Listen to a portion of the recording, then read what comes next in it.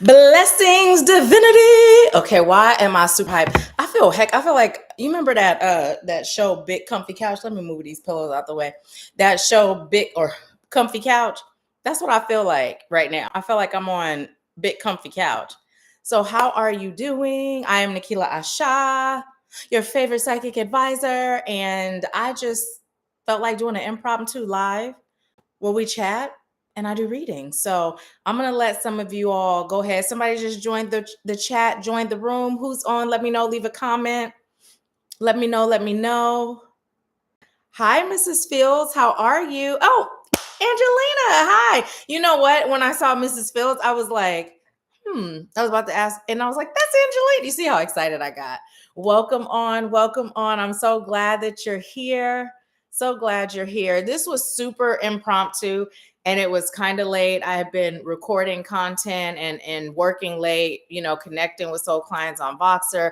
And I was like, you know what? I feel like going live and chatting. So here I am. Here I am. Yeah. How are you feeling today? How's everything going? I was saying how I feel like, you remember that show? Did you ever see that show, Big Comfy Couch? That's how I feel sitting here. Oh, I'm so glad you've been enjoying them. I've really been having fun doing them. I've been having a lot of fun doing them. Hey, mom. Yeah, I've been having a lot of fun doing them. I was like, let me go ahead and start creating content because I've been getting the message, to just be more active. And so I started, but it was kind of like, what do I post about? And then just as I'm asking that question, just over time, things started coming like the BS spiritual tips and sometimes random messages. I'll just be sitting there and I'll sit in front of the camera like this. First, I'll say, okay, spirit, give me messages. And then I'll just be sitting there and then a message will come. So I'll record. So that's kind of how it's been, but I've really been enjoying it. Yes, yes, yes. I am a Bay Arean through and through, through and through. So have to represent no matter where I go, the Bay is still home. Born and raised, proud to be from the Bay Area. Oh, yeah. I'm still praying for you and everything's going to work out. Everything is going to work out. So I'm looking forward to you messaging me with all the good news. So yeah, Mom, how are you doing? I'm gonna actually just pull a card for the collective. Yes, yes, no doubt at all. I'm gonna pull a card for the collective and see what comes up for us as a whole. We ain't got it to take this one. Ooh, we got Goddess of the Moon. And the reason why this is so awesome is because it's the cover photo. But this deck, I've had this deck for so long and I hadn't used it in a while. And when I was going to the cabinet to get a deck, I was like, okay, which one? And this is the one I was led to. So, but as I'm holding this card, oh, and it's 52, which is 7. As I'm holding this card, the thing that's coming up is it's super important to trust your intuition, right? To trust your intuition. And as I'm sharing that, the importance of trusting your intuition, the thing that's coming up is also trusting in the fact that everything is working out in your favor. Everything. And it's so funny because when I talk about how I actually just recorded a video today where it hasn't posted yet, but I recorded a video today where I was talking about on this journey when we decide to make a change that spirit will test us, right? And I acknowledge that some people get like this when it comes to the word test or the idea of being tested. So I started saying for those that have that factor when it comes to a test, it's an opportunity to grow, right? Now, this is the only test that I don't mind taking because I know I'm a pass, right? But I detected pretty early on how spirit will literally be like, are you about that life? And are you going to do what you said or are you going to fall back, right? Fall back into doubt, fall back into old ways, fall back into that let me do it factor, right? And so as it's coming in to trust your intuition, it's also coming in to have that unwavering faith and trust in your path, right? And the more developed you go in your enlightenment, the higher up you go, your tests or opportunities to grow are going to sometimes seem even bigger or less frequent, and then for some it could seem like it's just more frequent and not so often. There's no like this is how it happens, but the pattern, start detecting the pattern so you can be excited about it when it happens, right? Because that excitement really boosts whatever's going. And just remember this, I had been guided to break down that song roll roll roll your boat, and the little children's rhyme. But literally, the row, row, row your boat gently down the stream, merrily, merrily, merrily. Life is but a dream. We went over that on Empower Hour one day. And anyways, the thing that is standing out with that is life is but a dream, right? So what that means is whatever you believe it to be is what it will be. So it doesn't matter what it looks like. If you can say to yourself, this is just growing me, this is expanding me, spirit got me, right? Acknowledging what you feel it, get in touch with where it's coming from, release it, but just know that spirit has you. What are you choosing? What are you really choosing?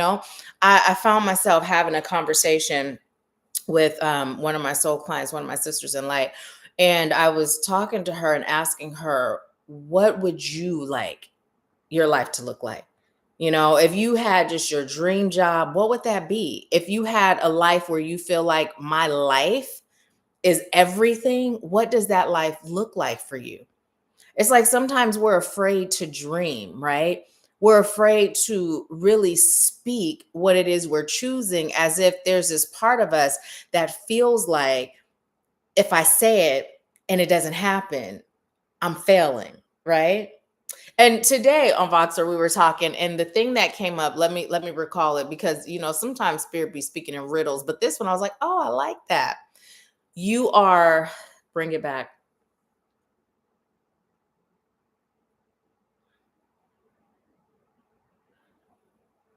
You are in process of failing to fail? Yes, that's what it was. Thank you. You are in process. You are preparing yourself to fail at failure. Something to that effect, right?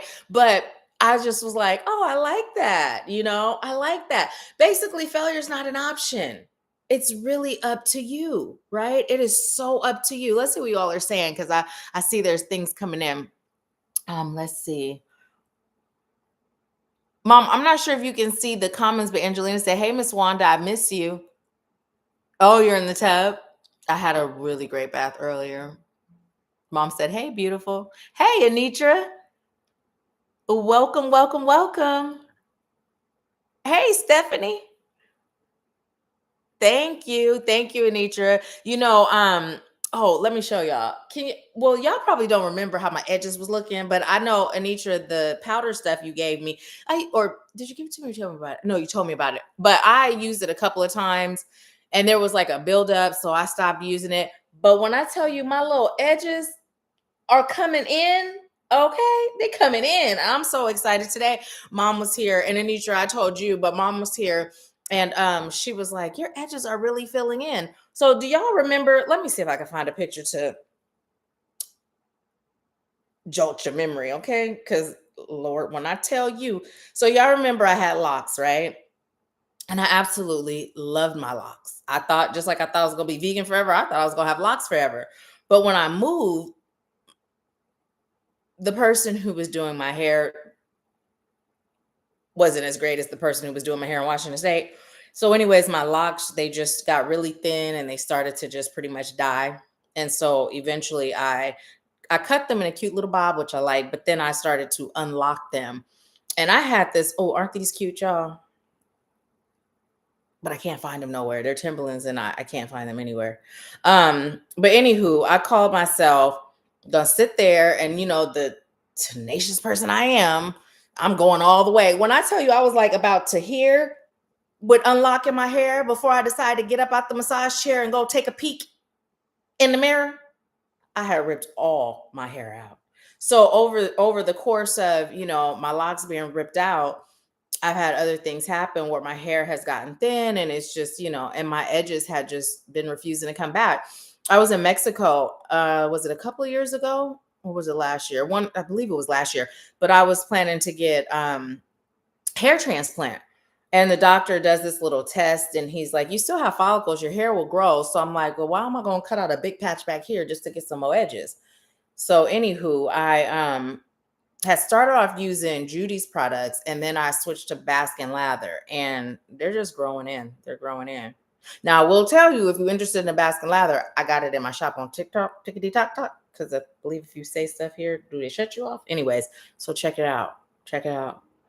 But yeah, let's see. I'm looking for the picture, you guys, so I can show you because I was bald head, scallywag. I didn't have no hair on top or on the sides.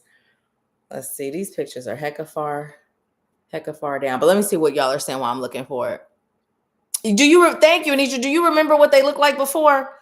Do you remember? Here's another picture of the boots. Y'all, I'm telling you, I was on a mission. Can't find them nowhere. I even put them in ChatGPT to be like, Harpo, where are these boots? Can't find them. Let's see.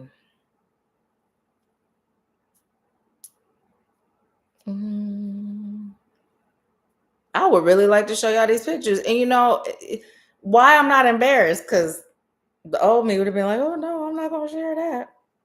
Oh, so then I went and had a silk press one time and she put raw keratin on my hair. My hair was getting thin again, falling out again. It's been a journey. But you know, the thing that I'm grateful for is way back when I was in my 20s. I had went to the college and I was like, I'd like you to open my curls up to where my hair, like the way my curls are loose when it's wet, it's like that at all times. And when my hair is dirty, it looks a lot coarser than it is. So when I went, they thought my hair was a lot coarser and they left the product on too long and it had my hair falling out. And I was doing this little comb over thing, thinking I'm hiding a bald spot. Little did I know there was a huge bald spot. I asked my husband, why you didn't tell me? Why you let me leave the house like that? I'm thinking I'm brushing it over. But what came from that is I was like, it's just hair. It will grow back. So now when things have happened, I'm like, it's just hair. You know, it'll grow back. So that was the blessing of that first experience of losing my hair. It's taking me forever, y'all, to find these pictures. I'm determined. Let's see what y'all are saying. Oh, you do remember? Okay.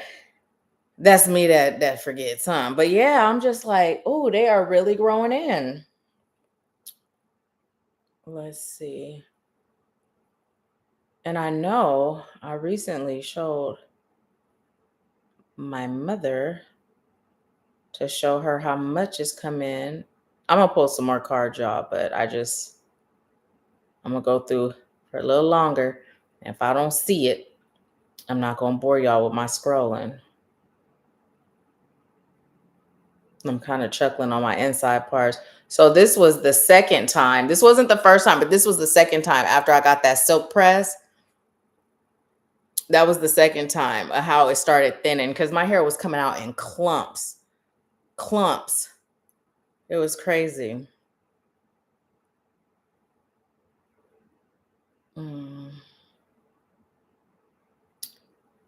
Where is it? Where is it? All these pictures. So let me know how you guys are doing tonight. Hey, look, Ray, let me tell you how I knew it was you.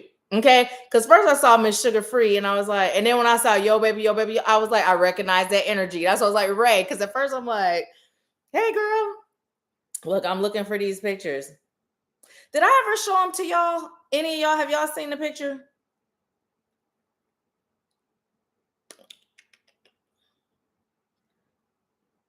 Yeah, might be. It is not that serious. It is not that serious, but I was bald headed. Well, speaking of pictures, I told y'all we chatting. We're going to do readings, but y'all see how big I was? That's crazy, huh? Crazy. That is crazy. When I got injured and I was dealing with chronic pain every day, only time I would take the medication they gave me is after I had a surgery and I was in the acute stages. And one day I was like, "You not hungry, you in pain." But by that point, I was already that big. So if only I had discovered that early on, right? Then I could have, stopped it. But yeah, I was numbing through food. Numbing through food. That was before my conscious awakening began.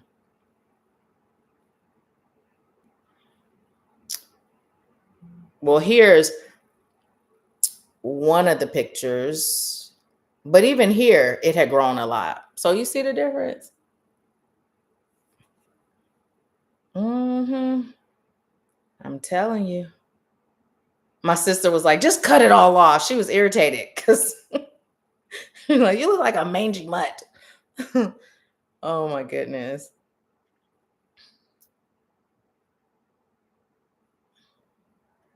Let's see. I'm gonna give it a few more scrolls, and if I don't see it, y'all, I'm gonna quit boring you uh with this and get back to pulling cards and chatting. Thank you. Thank you, beautiful. Which picture? Oh, the one when all my hair fell out. Well, it didn't fall out. I ripped it out, unlocking my hair.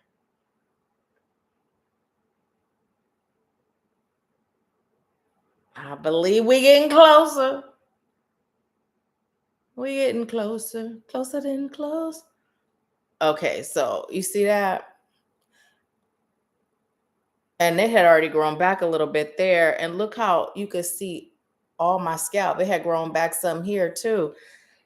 But y'all, it was horrible. That's all I'm gonna go is with those because there was more, but who knows where those are. I keep saying it, but yet I keep scrolling. This how it be on social media. How you be like, okay, it's bedtime. It's bedtime, and then you keep scrolling. Okay, that's enough. I'm gonna show you something else. See my babies when they were babies? Okay, let's get back to it. Am I the only one who loves looking at old pictures of family and friends and all that good? Ooh, this just flew out. I didn't even look at them. I'm looking at them with you. Okay, we got the thinking woman and we have adjacent possibilities. Now, how I read that upside down backwards? I don't know, but I did. Okay, so, and then I turned it upside down. The thinking woman, adjacent possibilities. Okay, so instantly as I looked at it and read it again, the message came through. So when we think in terms of the thinking woman, who's the thinking woman? That's us, whether we she, they, them, he, they, whatever. It's us, okay? And then you notice the adjacent possibilities is in reverse because sometimes we do too much thinking and we just shut all the doors of possibility, right? We just shut them all. We shut them all. And so we're being guided to stop thinking so much, right? Stop thinking so much. It's time for us to literally just turn it over, relax our minds, find a way to distract ourselves, but not distract ourselves in the way that's not healthy. But like, how can we pour deeper into us? How can we relax more into the now? How can we allow ourselves to not get caught up in that worry, that stress, or that over planning, right? How can we silence the song that I still meditate to every day is that silence the sound of my heart, Lord, I want to hear you. That one. Now, why I can't remember the words and I let it play all the time when I'm meditating. But anyways, that one, it really helps me to be still, right? Be still and hear, right? Because sometimes there's so much going on. This is just running 50 miles a minute, right? So you're being called to find a way to just settle in the peace of knowing, right? Knowing that you're being held, knowing that there's no failure, knowing that spirit has you, right? So let's see what y'all are saying. You too? Oh yeah, yeah, me too. Me too. Especially the ones of like my grandparents that come up and my uncle, both my uncles have been sending me pictures of my grandmother. You know what's so amazing is that I keep voicemails and not all of them, right? But I'll keep a couple of people that are like super important to me. And so I have a voicemail of a couple of voicemails of my grandmother. So I shared them with the family. One, she's singing happy birthday to me, and one, she was just leaving a random message. But yeah. See, y'all, we didn't have Empower Hour this month. So I was just like, it's time for us to chat. Oh, wow. Okay, so we have anxiety. We have all tied up, and we have indecision. Okay, so what's coming up it's just amazing, right? How they just all came out together back to back at the same time. So when you are dealing with anxiety, right, it literally has you all tied up in here, right? And that anxiety that you're dealing with, it creates this inability to decide, right? It creates this inability to literally, I'm going to say, figure things out, because that's what I'm hearing. And instantly, as I say that, what comes in is being led, right? So when we talk about like ways that we speak versus what it means, right? If we start shifting, figuring it out, is not us doing it up here, but us allowing spirit to guide us, and we put a new meaning on it. But that's what's coming up. My son's best friend, who's family, he's like a third son. I got three of them now. Well, two. So he's like a third. Anyways, he called me last night. I missed his call. And today we ended up talking. We were on the phone for over an hour, right? And he joined the Marines, and he's seen a lot of things in the field that he's in. And when he came to visit, I told him, I said, I'd like you to make sure that if things get too tough, or you're afraid, or you feel away, that you don't attempt to drink your problems, right, away, that you talk to someone. And I was so proud of him when he told me that he stopped drinking a month ago. He's seeing a therapist. He was saying he'd like to do some energy healing. And I was just really proud of him, but he's struggling with anxiety very bad, right? And he does a lot of apologizing. He does a lot of worrying, about what people are thinking. And that sort of thing takes up so much mind space that we can't even hear spirit speak, right? When we're in that space where there's a bunch of mind chatter going on, we're all tied up. We're so tied up that spirit can't get through. And it's not because spirit's not presenting or spirit's not coming through.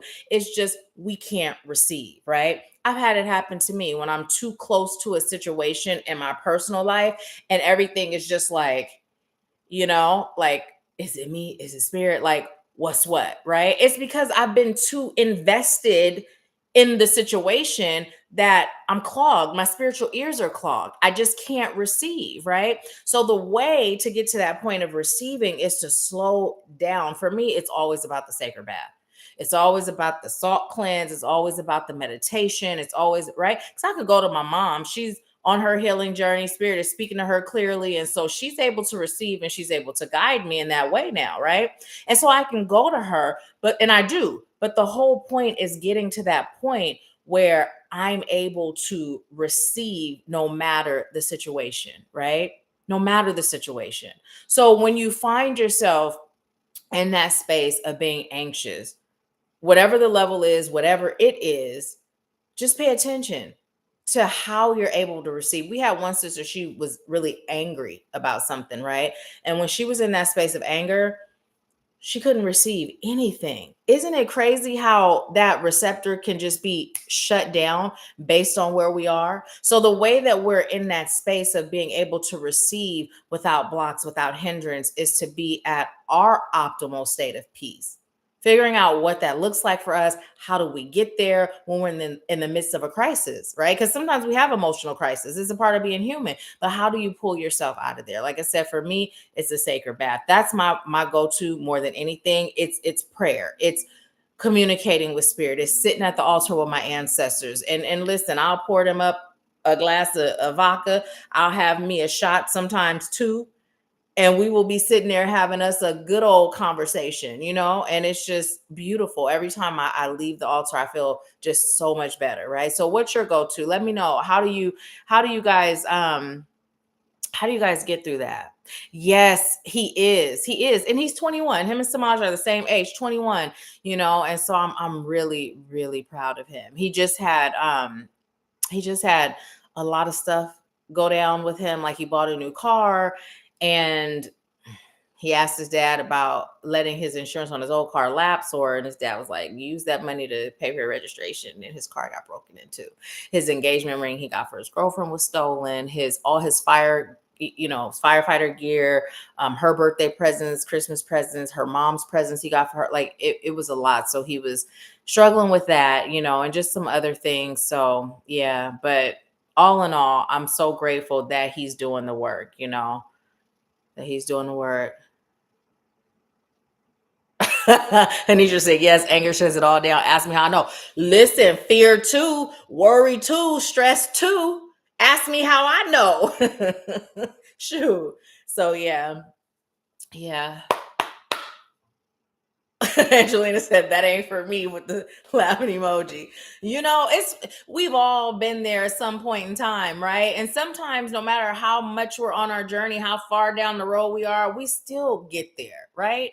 And this is another thing too, the importance of granting ourselves grace, because sometimes a person can be having a human experience and they don't even have to share it with nobody else, but they'll be ashamed within themselves to be like, I'm really going through this, I'm really going through this. It's like, just be human. It's okay. You all right. I know, right? It's a lot. Actually, I smoke weed, but I also have PTSD from the military, so it helps to quiet the noise. If that's not an option, then box breathing or walking in grass. Yes, grounding too. That's another go-to. It's not my most often, right? But it is a practice that I definitely stand behind for sure. And he doesn't smoke weed. He's like me in regards to, now let me back up, because back in my 20s when I did smoke weed in the Bay Area, I was 3-hitter quitter. We used to smoke, watch Martin reruns. We cook up a bunch of food, whether it was dessert or some other stuff, and we would just watch Martin reruns and laugh, right? We used to, back then, that's when you get in your car, you drive to East Oakland, and you just do like this, or they would do like this. They'd be standing outside, and you could just, that was a long time ago. But anyways, I remember they'd be like, you wasting the weed. And I'm like, how I'm wasting the weed? Because I would only take 3 hits. You wasting, how I'm wasting the weed and I'm high. Now, if I kept smoking, that would be wasting the weed, right? But when I moved from Cali to Washington State, I couldn't smoke weed at all. It was not, there was no laughter. It was not fun.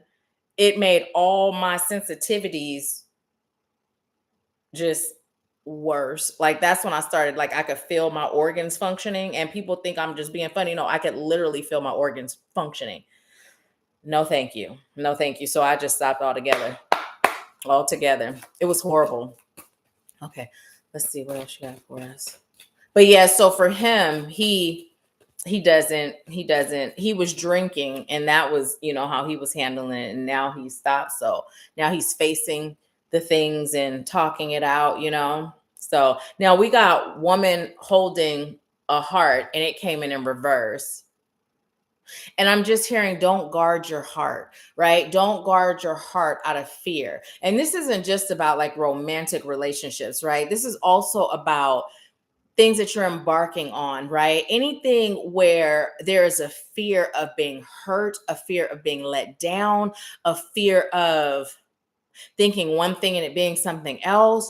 Don't guard your heart, because here's what happens when you do that. You are preventing yourself from receiving whatever it serves your highest good to receive, whatever's meant for you. And that can be the completion of the cycle you're in, whether it happens and it's in alignment with what feels good to you, or whether it happens and it's alignment with what is good to you. And sometimes those two can be one and the same, right? So the whole point of not guarding your heart is to allow yourself to freely be, right? And it goes back to that unwavering faith, right? It goes back to that unwavering faith. When we're afraid of being hurt in any way, shape, or form, we're lacking faith.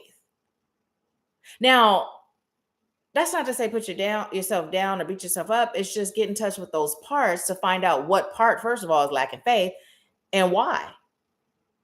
Because those parts are revealing to us what's required for us to move in our wholeness, move in our completeness, right? But oftentimes what we're doing is we're feeling something and we're so eager to release that feeling because it doesn't feel good, because it feels uncomfortable, right? So we don't even allow the process to complete itself so we can gain what we were here to gain. And then we start self-sabotaging.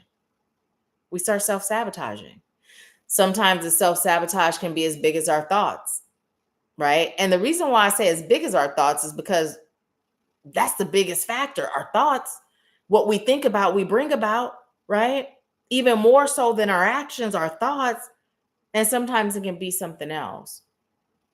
but you're being guided to be in flow, right? Be in flow with what is. And when you find yourself in that space of feeling away, just look around, whether it's a physical look around or a feel around, and just ask yourself, how is everything right now in this moment?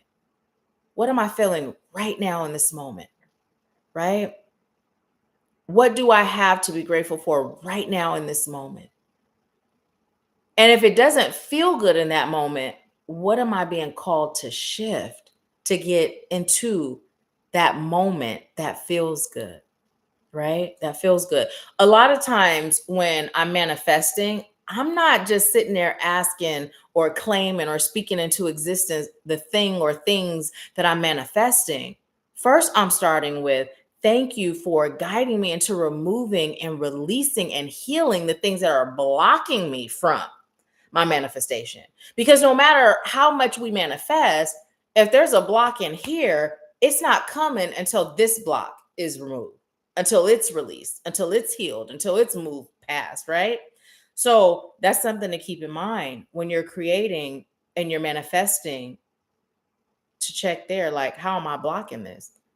Because spirit, God, the universe, the most high ain't blocking it, right? If it's not coming, it's something within us that's blocking it. So finding that out is going to help us to remove those blocks and get to the manifestation. Let's see what y'all are saying. Do, do, do, do, do. Do, do, do, do, do. Ray said, oh no. And he just said that was stranger danger weed. But that's how the weed was in Washington State, period. You know, I'm from the Bay. So to me, aside from cost of living, the Bay is the best out of every place. Who don't feel like that about where they're from? But I truly believe, just like I know my grandmother was the best in the world, y'all, yours might be almost as good, maybe might be neck and neck, but ain't nobody better. You know, I stand on that. But we all stand on that, right? So yeah, everything. The Bay, the weed in the Bay was just good. It's like if I'm gonna do is laugh and you know have fun. Yeah, I could do it 3 hits. We good. But that other stuff, no, no. Angelina said my therapist and psychologist thought it would help me more than medicine me with big pharma, mind altering chemicals. Yes, I totally agree. So let me tell you that picture I showed y'all when I was huge, there were these drops and they were called Zoot drops, right? Now that when I was going through the chronic pain and stuff, I had discovered these drops and I have found where I could put just the right amount where, because it was, first of all, it was the body high, which I had no idea that there was a difference. I don't even, well, maybe other people knew back then. Because I was gonna say, I don't even know if there was a difference back then. Maybe I was just the one who didn't know. But anywho, that if I put just a drop too much, they say it's a body high, but my mind was fried if it was too much. But that was how I managed pain. That was how I managed pain. And for some people, you know, you can do it and it helps. It don't help me though, because I don't like for my mind to be like, loo, loo, loo, loo, loo, you know, the mothership's coming. And, you know, I don't be sitting there doing that. But I'm just saying that's how it is. And I can't turn it off. I don't like that. I don't like it at all. At all. So yeah, but I definitely, if I were to choose between pharmaceuticals and weed, I would bite the bullet and just go with the weed. Not the stuff in the dispensaries though, you know, because I don't trust it. What about y'all? Y'all trust it? Once they got their hands in it. Let's see. At least these over here. Now, Cali, it may be different, you know, but I'm talking about these places here where it's not legal, but they got all this fake stuff. He said it's still good, sis. Okay, because see, I maybe wouldn't mind a Martin rerun or two. Let's see. And he just said, nah, I'm sure your grandmother was measured better than my step grandmother. Let's see. I don't do well with being high. It makes me paranoid. Yeah, it's just, man, it's just everything is too heightened. It's just not comfortable. It does not feel good at all. At all. At all. At all. Okay, well, look, this is on the bottom. And when I saw it, I was going to shuffle, but I received, nope, show it. It's the angel of balance. And the question is, what part of your life right now is not in balance? What part of your life can you bring more balance to? What part of your life can you bring more balance to? And this is just a question for you to go within and ask yourself, because, and now I'm sitting here like, what part of my life? I'm going to take that question as well, and see where I can bring more balance as well, because it's coming up for all of us. What part of your life where you can bring more balance? What part can you bring more balance to? You know? And I'm hearing fly like an eagle as we were talking about getting high, but it is not related to that. But it's just funny. That's what came. But no, what's coming is it's time for you to soar. You know what's so funny? Every time we get together on a chat, like the energy becomes so clear and apparent as far as where we are, right? Like this energy that we have access to. And we have been talking about this quantum leap since, was it the beginning of the year or the end of last year? I just remember it coming through of how we're in this season of quantum leaping. And so as I say that, over in Activating Your Mentorship, we've had conversations about the shedding, right? Because a lot of us have been experiencing it in different ways, shape, or forms, different levels of intensity, but a lot of us have been going through it. And so for some, that shedding process can take you out, because all it feels like is hectic hell. That's it, hectic hell. That's what it feels like.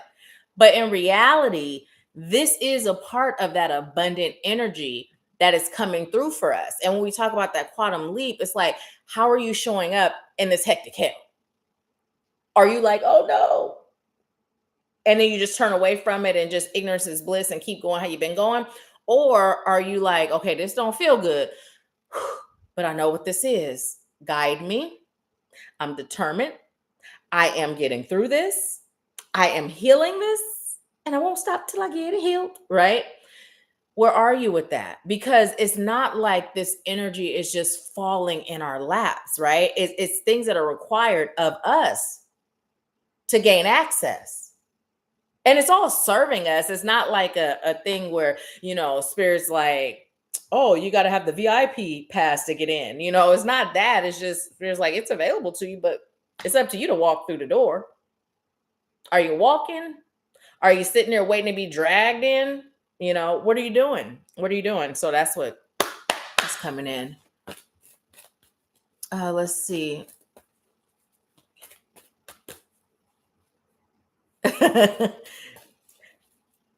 Angela said, I love all the laughs in here today. Exercising for my health. Listen, we got the world. I love it. We got the world. I'm going to come back to that. So it's so funny because I literally told mom today, literally before I got on, I called her. I believe I had like 3 minutes before it was 9. And so I was just telling her, I was like, let's go to the gym tomorrow, because at first I'm like, I don't choose to go to the gym on my off days. So we were going to go Thursday, Friday, Saturday, I believe we agreed to. But I just feel like it's time to get started, like I'm ready to get back in. And I say that today. We're going to see how I feel tomorrow. I'm going to bed early today, and I'm going to get enough sleep today, and we're going tomorrow, no matter what. Okay. That solves that. But yeah, so I was just telling her, like, let's go to the gym. We had been talking about getting back in, and now that she's able to after her surgery. So tomorrow is that day for us. So I'm with you on that balance, because I shifted my way of eating. Thank you. You just revealed to me. I'm going to check in too to see if there's more on an emotional and spiritual level as well. And that I encourage, check in every aspect of your life, your emotional, your mental, your spiritual, your physical, and then your relationships with others. Where can you create more balance? Just do an inventory on every aspect of life to see where you can create more balance. But yes, that is definitely one for me, because the eating thing, that has been shifted since May, right? But the physical part, that there was no balance there. None. Let's see. Okay, yes. No matter what. No matter what. Let me see. I'll feel tomorrow's real talk. Because and I'm gonna say this. So I have been going through another phase of insomnia, right? Like it comes in phases. And there was a time where I would fight against it. And then I just got to the point, I'm like, okay, if this is where I am, We just gonna be here, and we're not gonna fight against it. We just gonna flow with it. So I have been going to bed like sometimes 5 in the morning. Well, sleep at sometimes 5 in the morning.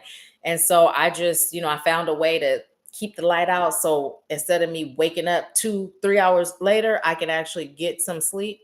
So that's what I've been doing. And when my love stayed the night, I felt tired the next day. I actually went to bed pretty early, when he was here compared to my norm. Cause he's like, you really do be up. I had been telling him, and he's like, you really do be up. I was like, I've been telling you, you see what time it is when I'm texting you. So yeah. And so the next day I was tired. So I kind of flowed with that. And I had just been noticing I have been getting sleepy earlier, so I've been flowing with that. So as I'm sharing this with you all, what's coming in is the importance of being in flow with where you are, right? So your body sometimes will do what it does for whatever reason. It's going to do what it does. And one of the things I always say, if I'm in the midst of like just being off, I'm always asking, well, what's going on, right? Is there a reason? Is there anything going on that this is here to tell me, show me, or grow me, or warn me, whatever, right? And if nothing comes, then I'm not going to force it to be something. It just is what it is. I'm in a period where I have insomnia. The blessing is I'm now sleeping in the morning, as opposed to before I'd have insomnia, be up 2 to 3 hours later, and then I'd be looking like I'm 88 because I ain't slept. So being in flow with where you are. And I'm hearing also, and not judging it, not judging it. I've always been a night owl, even when I was a kid, so if the world switched and everything happened at night, that'd be right up my alley. But anyways, we have the world, and I'm just hearing Nas, whose world is this? The world is yours. So I just heard, remember your power in this place. Remember your power in this place. Be mindful of what you give your energy to. Excuse me. Be mindful of that, because I'm hearing you are the way, the truth, and the light. Nothing moves unless you do, right? And what I feel in the collective is this. We say a lot of things, right? And we've had this talk, how we'll say certain things, we'll quote certain things, we partway believe certain things, but we're not always operating from that place of absolute power. It's almost like there's this limitation within that says, well, yeah, I'm powerful here and I can do this, but when it comes to this, I ain't gonna take that chance of creating my own world, my own reality, living inside my own energetic, spiritually aligned bubble, just following spirit's guidance 100%, right? And so it's coming in for those of you that are still on that fence of being in or out of the matrix, or got a leg on each side. Decide, are you choosing to tap into your entire power? Or are you okay one leg on each side of the fence? Because eventually you're going to trip and your whole hoo-ha going to have a fence spike. That's painful. That's painful. You can only straddle the fence for so long before it starts to affect your world, right? Before it starts to affect your world. So it's important for you to decide. And you're not being called to just decide. Come on, hurry up, decide, right? Test it. We were taught not to question God, right? That's how we were taught. But that was taught to us so that we could fear questioning. Because when we question and then we get the proof before we leap, there's no stopping us, right? Ain't no stopping us now. That's what I'm hearing in my head playing, okay? There's no stopping us. So if we're taught not to question God, then we're just leading with blind faith. We ain't never talked about blind faith. What do I always say? Unwavering faith. I ain't never talked about no blind faith. Blind faith. Nuh-uh. I won't even buy perfume as a blind buy. So what I'm going to have blind faith for, right? So literally, I've shared with y'all in the beginning of well, it's not really the beginning of my journey, right? Because my journey has been going on for my whole life. But when I got to that point of realizing that Christianity did not resonate with me, and not Christianity in its essence. I'm talking religion, right? Because where we are on our spiritual journey, we actually live in Christ consciousness, but the religion, right, as it was presented, as it was taught, it just something just ain't right. And I felt it, I knew it, and I was choosing to be a good Christian, like follow the rules. But if it don't make sense in here, I'm not about to convince here that it makes sense, right? So when I shifted and I started to look at Islam, there was a fear, right? Some of y'all know this is why I didn't teach my children religion. I taught them to be morally good people, but I didn't teach them religion because I feel like that's personal, right? So I just taught them how to be good people, treat people how you choose to be treated, and be morally good people. That was their lessons, right? Excuse me, because of that fear. And I chose for them to be able to choose what was right for them without fear. But I remember questioning God. I just remember, show me, prove me, prove to me. I burnt my hand. Some of y'all heard this. I burnt my finger at my grandparents' house, Berkeley, California. 1514 Prince Street is where our family home was until it got sold a few years ago. But anyways, and I just remember praying. And at the time, I called God by the Arabic name, Allah. And I was like, take the pain away. But I believed it. I knew it was possible. And it was gone. Okay. It was gone. And then I'm like, this is amazing. Now I realize, because that too was a religion. Eventually it didn't resonate. Just religion doesn't resonate with me. If it resonates with you, whatever brings you peace, I'm here for it. Right. But that fear that I had, and there was series after series of me seeking proof. And every time the proof came. Y'all remember when I was sharing with you how spirit would show up at the final hour? And then I got to the point where I was like, wait a minute, I'm creating this final hour mess. And I realized I was doing it because in part I got an adrenaline rush, right? To be down to my last, barely making it. And then, pooh, here spirit comes to save the day, right? And so I was like, okay, part of me is calling this in, but I'm kind of tired of that final hour. So how about we do this? How about you still come through, show me you got me, but we just keep building up, right? Let's let go of the final hour mess, right? But it's that proof thing. It's okay. If you're unsure, start finding ways to call in proof. Call in proof. This is super simple. Y'all remember the shelf story? I was looking for one little shelf. It wasn't that small. It was the kind, you know how you get those layered shelves? They sometimes go on the wall like that. And there's like 2, sometimes 3 of them, and you put little candle holders and little things on it. So I was just looking for one so I could put crystals on it behind my desk. Literally, I found one. And they usually come in packs of 3s. And it was so reasonable. And I was just so excited. I was just like, woohoo, yes.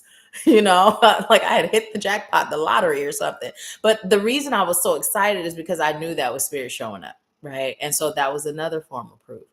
And then over the years, it's just been different things. So yeah, get that proof so you can stop playing yourself and stop straddling the fence. Don't have blind faith, just have unwavering faith, unwavering faith. Let me see what y'all are saying. Hey, Stephanie. Oh, Sharon, you on here, girl. I reached out to you yesterday, checking on you.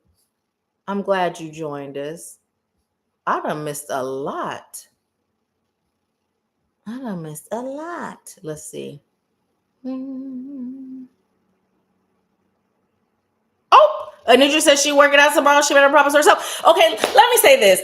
So I was on the top place, right?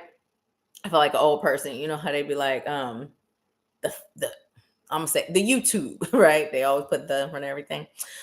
Some of them, the ones that's like great grandmas and stuff, or is it just me? When they be like, okay, stop. The Facebook. I said it anyway. Y'all know what I'm saying?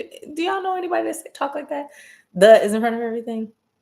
I don't even know that I really know anybody that talks like that. Is it just a character in my mind, or have I seen it on TV? Anyways, let's see what y'all saying.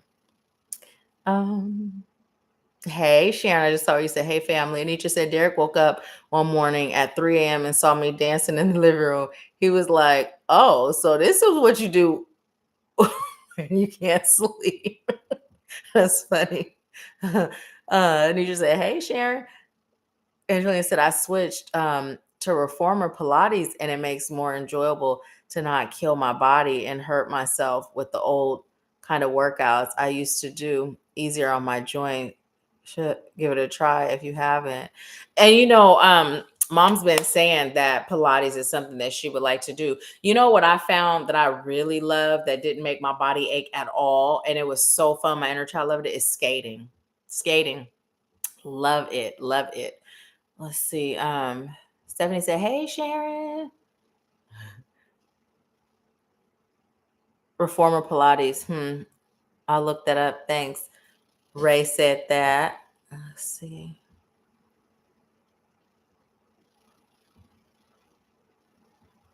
Mom, that might be something for you to check out too. YouTube University. I just saw was it yesterday? I believe it was. My days bleed into each other. Where it's a lady who does R&B yoga, and it's on YouTube. And I actually subscribed to her channel. The vibe was nice. I loved it. Let's see.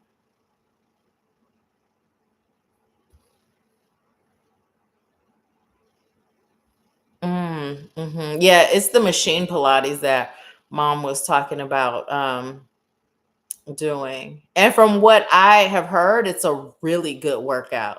And it gives you that lean muscle, that lean.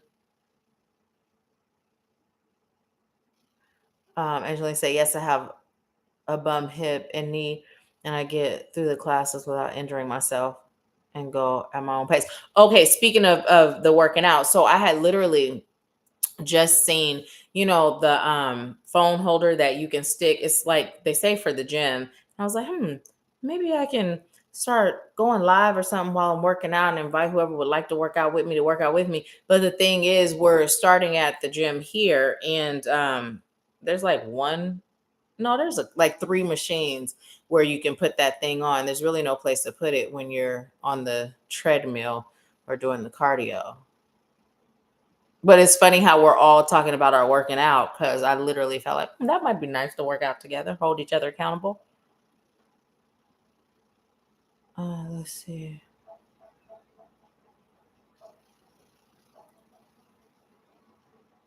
And you said, "I know that type of talk is heavy in the South."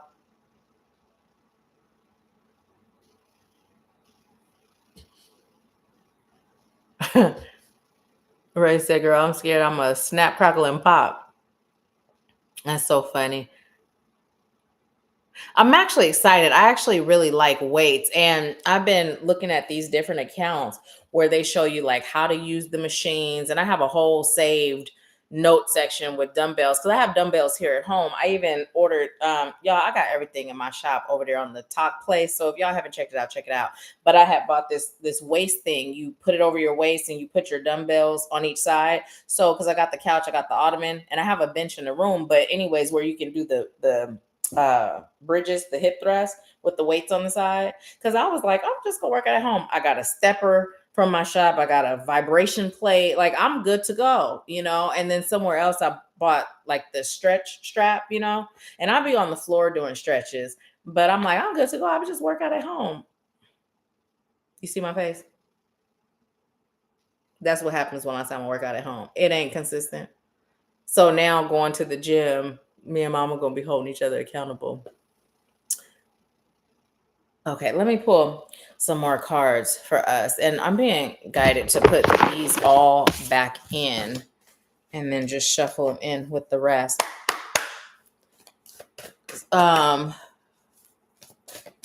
Yes, I love it. I love it. It's good for the lymphatic system. It's good for is it cellulite or cellulite? I can't remember how I used to say it back in the day. But however I said it, my girlfriend used to laugh at me. I said it wrong, and now I can't remember which one is the right way to say it. Okay, we have Magician and the Mirror. I'm starting with the man in the mirror. Oh. So as I look at this card, the thing that's coming in is just that message that we've received before about you are the creator and the destroyer. And so when I'm looking at the water and the fire, excuse me, I'm seeing like the water being the thing that nurtures, like a plant and it grows, the fire being the thing that will burn and destroy the crop, right? But then, and they're both in your hands. But then also when I look at it, I'm seeing that balance, right, of the fire and the water. And as I say that, and I'm seeing the light above his head, the magician's head, that's that spirit guiding you, right? And we talk about that not being afraid of our other side. And with that guidance, spirit will guide you on how to utilize every aspect of yourself so that you can utilize, say, the fire to burn down the crops that are dead, meaning the weeds, right? And then the water to nurture and grow what serves your highest good, right? And I'm also hearing poison. So poison. No, I don't hear. They put me in a mix. Those are two totally different songs. That's Bell Bib DeVoe, and that is Hammer. But what's coming in, sometimes you're required to burn that bitch down. And sometimes you're required to let it grow. Yes, it was in Elsa's voice. And it's also time, again, for you to understand your power. There's no mystery God outside of self that's sitting around granting wishes and determining who's worthy and who's capable. It's literally all about you tapping into the God within, right? By connecting with spirit, you're able to activate that gene, right? But it's up to you to utilize it. Stop doubting your power. How powerful do you think you are really? How powerful do you know you are really? So I'm going to ask you this question. And as I'm receiving the question, as I'm asking the question, I like you to really go within yourself. Now, you can answer it right here, or you don't have to. It's totally up to you. But the question is, what is the one thing or the things that you don't believe you're capable of? Now, see, this question is going to require you to really get in touch with them parts, because the mind is going to say, oh, well, I'm capable of anything. I'm capable of everything, right? But then when you look at the anything and everything that you haven't created, why not? Why not? Right? So ask yourself, right? Engage every part of you. What's the one thing or the things that you don't believe you're capable of? This is just, like I said, you could post it. That was post and put at the same time. You can put it here if you choose to, or you can take it with you after the live and you can reflect on that and journal about it and really bring those parts up, because it's a question for you to reflect on, right? Now, if you share it here, we might have some deeper conversation about it, your specifics. Whatever comes, I'll share. It's up to you, though.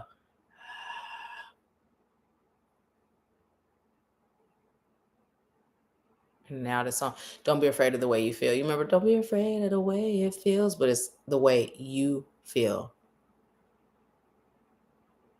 How many of you are afraid of your own power? How many of you are afraid of your own power? How many of you are afraid of isolation as a result of tapping into your power?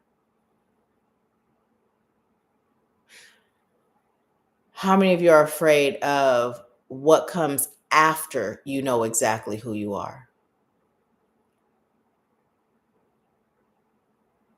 Let's get to the bottom of it, right? Let's get to the bottom of it. Let's see.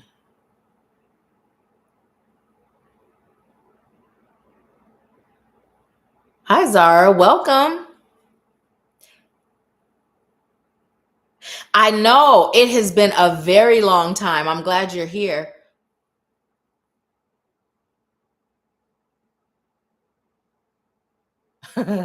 Angela said, girl, two totally different beings. So y'all, you know what we can do, right? We can totally commit to going to the gym together. And what's today? I'm not even sure what the date is today. It is the 23rd. Mom, you got exactly 2 months before your birthday. It's the 23rd. So we're gonna do Empower Hour the first Sunday of the month. So let's just all commit to going to the gym or doing your home exercise or your Pilates, just being physical movement, right? Because it busts up stagnant energy the more we move our bodies, right? It's not just about this. Why did I do that? Like we all about to be buff, but it's not just about the physical vessel in the sense of changing the appearance, right? Or even the physical health. It's also an energetic thing, right? So who's down? Like, let's hold each other accountable, and then let's meet back up for Empower Hour, and then let's, did we do it? Did we not? At first, I thought we were doing 4 days a week, but then when Mom was talking, she said three. She named off three, so I'm like, cool, three is fine with me to start. It's fine with me. I'm choosing to get to the point where it's 5 again, because we were doing 5 at one point. Did you? Anitra said I spoke with Derek about it last night.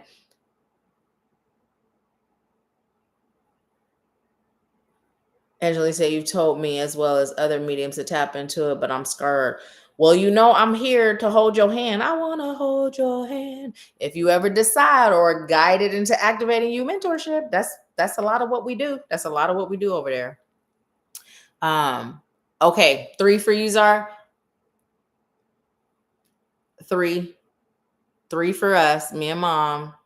Anitra, first of all, before I'm asking you how many days a week are you doing? Are you down to join? Angelina, Ray, you down? Stephanie, you down? Sharon, you down? I'm volunteering y'all. Y'all ain't even got in this conversation, but you see how I just pulled you in. Stephanie says she down. How many days you doing? It don't matter if it's one, right? It don't even matter if it's one.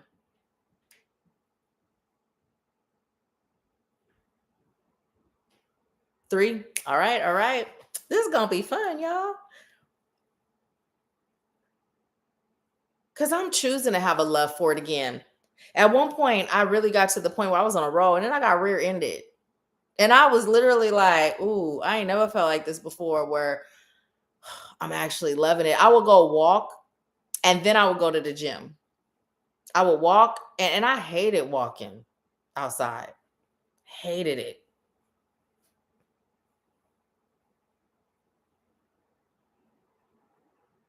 Angelina says she got 2 days a week. Okay. 70 said, my boo and I got up Saturday morning and walked 2 miles. I love it. Look at how we all just on the same page, We're not just going to be shedding old energy. We about to be shedding physical junk too. And there's, I want to be down with what you're going through. Okay, I'm going to give you the exact date, because it's every first Sunday of the month at 4 p.m. Eastern. But I am going to give you the exact date.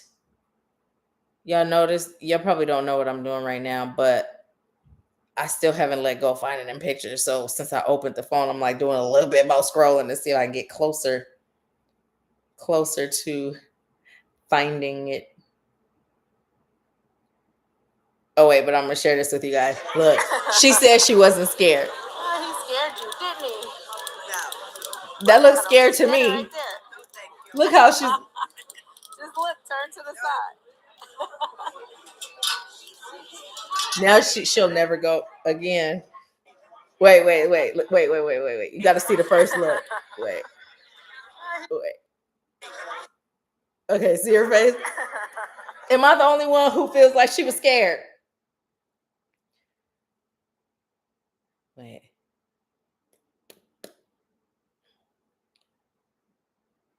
Oh, I found it. You see how bald-headed I look like the Lord. Oh my, and I was in public, y'all. That's healing. Hair uncovered, okay? Ain't no way. Back in the day, I would have been out in public with my hair uncovered. Look, I had even ripped, you see the front of my hairline? I even ripped my hairline. It was crazy. Crazy. That was crazy. And this was another one. I said, see, I was so fat. My eyes was fat. My eyes was fat. Crazy. Okay, now let me tell you the date. See, I remember since our last group session, that old memory, it's been coming through. That clarity that came. Because y'all know before, I would have totally forgot what I was doing. Let's see, what's the first Sunday? So the first Sunday is on December 7th. So December 7th at 4 p.m. is when we have our next Empower Hour. Thank you, thank you. But that's the thing. They had actually ripped out again because I had started growing. They still didn't get this full. They hadn't gotten there, but they got fuller. And y'all remember when I was getting my hair braided? Well, what made me stop doing that is because one day I was taking it down, and when I tell you, like literally whole locks like this would come out. And sometimes it'd be a little thicker than that, would just come out. And so this particular time, I literally see y'all, when I tell you I don't know how to do hair, it's not a game. I really don't know how to do hair. However, I'm getting better at doing my hair. But all the little tricks of the trades, I'm learning as I go. So I wouldn't put nothing in my hair to take the braids out. And it like, so my edges, there I go again, the little bit that I grew back, just gone, you know? So it's been a process where it's like, now you see them, now you don't, you know? But yeah, it's been crazy. It's been crazy. Anisha said, I was sharing earlier in the conversation that you've diligently nurtured your hair back to health. That's a lesson within itself. The act of self-love care will restore. Yeah, it's actually a part of my pampering, you know. It's like I literally take my time, and you know, and even at night retwisting, and you know, so it's been I had started seeing this one lady when I first got the silk press, and then it's like I'm just gonna nurture my own hair, you know, and that's what I've been doing. And so far from doing that, my edges are thicker than they have been in a very long time, very long time. Let's see. Thank you, Anitra, for that. Stephanie says, so by Empower Hour, those that chose 3 days will have 6 days down by then, and those that chose 2 will have 4 days completed by then. Yes, ma'am. Yes, ma'am. I'm actually excited about this, that we're doing it together, you know, that we're doing it together. And most likely what I'm going to do, y'all, is go live in the Soul Family while I'm doing it. So then that way, you know, and we could do it at random times because, you know, our schedules are all different. 4 days a week is fine. So 4 instead of 3? Let's start with 3. Let's commit to 3. And then if we feel like doing a 4th, we can. Let me see. I work 4 days a week, right? Yeah, so we could do 4. That's cool. Even though tomorrow it is an off day, but I just feel like getting started. So we might end up doing more than that then, because I don't choose to make it a regular practice to work on my workout on my off day. Okay, I'm gonna pull some more cards for us. And if anybody would like to get their own personal reading, we're doing them today too. We're doing those today. And y'all know I actually was able to pin a message. Look at me growing up. So we got 3 cards. Okay, so this one is in reverse and it's Happy Family. This one is Victory. This one is Adjacent Possibilities, and this time it's upright. So talk to me. On the bottom, man holding a heart. Why did we get Happy Family in reverse? And why didn't I get... I'll be right back, y'all. I'm about to go grab my water. Okay, first of all, let me show you something, because y'all got to see the whole fit. So these are my socks. And you finna see my pants. These are my pants. This is my shirt. Oh, goodness.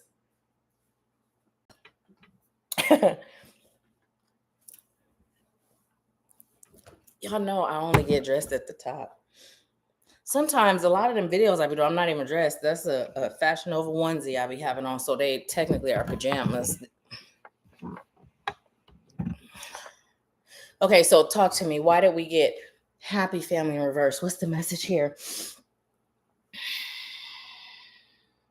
So what I'm receiving is sometimes when you, okay, so this is totally speaking to your next level, right? And sometimes whatever, wherever you are with that, but sometimes when you start your journey to your next level, it may look weird, it may look strange.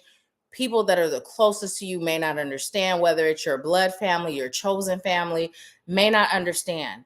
But the thing is, keep going anyway, because you have that calling in your spirit to know what works for you, right? So I think about, my journey, right? And I think about how my paternal grandmother, every time we talk, when you go get them boys in the church, right? And I would just be like, okay, I hear you. Knowing good and well, I wasn't doing that. I told you my reason for not doing it. I wasn't bending that for nobody, right? And so no one understood my reasoning but me, right? No one understood but me. And that's okay. They don't have to. And now when I look at where my boys are with their own personal journey, I'm so grateful I stuck to it, right? So it's coming in when you have that calling of what your next journey, your next level of your journey looks like for you, stick with it. Because when you do, this is going to be your experience, the victory, right? The victory over your life, the victory of what comes from you sticking to it, following your heart, following your soul, following your spirit. And then this is what you create, these infinite possibilities. And you know how they say at first, some people are going to laugh and then they're going to ask you how to do it, right? So it's coming in similar to that, that many of us that are here because we are the awakeners, the soul shakers, the alarm clocks, right? And so while we're looking at others for their approval, their support, or even them to join us, sometimes our journey is us taking that step, that leap in faith on our own so that they can be like, oh, when you start shifting and here and then your outward world starts shifting too. And now they're asking you for some of that, right? For some of that. Now, what's the message for the man? And then this one came to the sun. And I'm hearing a song, Walking on Sunshine. Yeah, yeah, yeah. But this is, and don't it feel good? This is where you're headed. You're headed into the sunshine place. That happy place. And when I say that, what that happy place is, it's the peace within, right? Like the spirit ain't talking about nothing else except peace. This ain't about money. This ain't about material, nothing. This is about the biggest currency there is, and that's peace, right? That's peace. And thank you for bringing that back. But anyways, the man holding the heart. I just hear, I got you. Trust that all your heart's desires will come. So what I was hearing was the man holding your heart is spirit, not the spirits of man, but that masculine energy of security, right? Security is very much so a masculine energy. We're not talking about vessel, man, woman, male, female thing, but it's just that masculine energy of being supported and held, right? That's where it's coming in, the man holding the heart. I'm hearing every little thing's gonna be all right.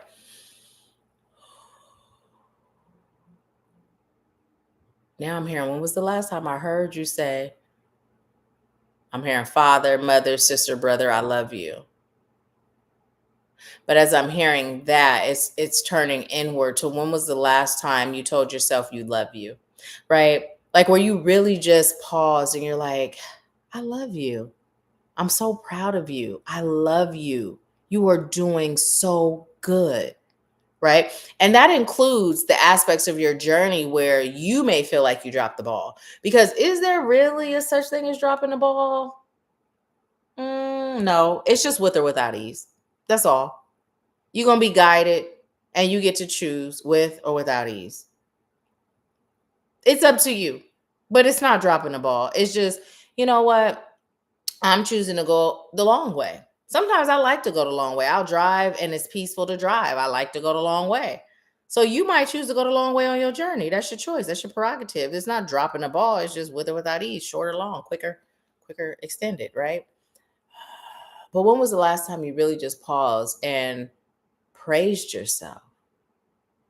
Stop chasing the next big win long enough to show gratitude for you and every part within, every version of you that you are and every version that you've ever been. My grandma used to say, God don't make no mistakes. And that includes you, right? Now, speaking from that place, that includes when our 3D self taps into that, God creating heaven and earth, right? Heaven and earth, as in, this is how I'm hearing it. So we have the perspective of heaven and her earth being a place, right? Then we have perspective of heaven and earth being what's here, what we create, this outward experience, right?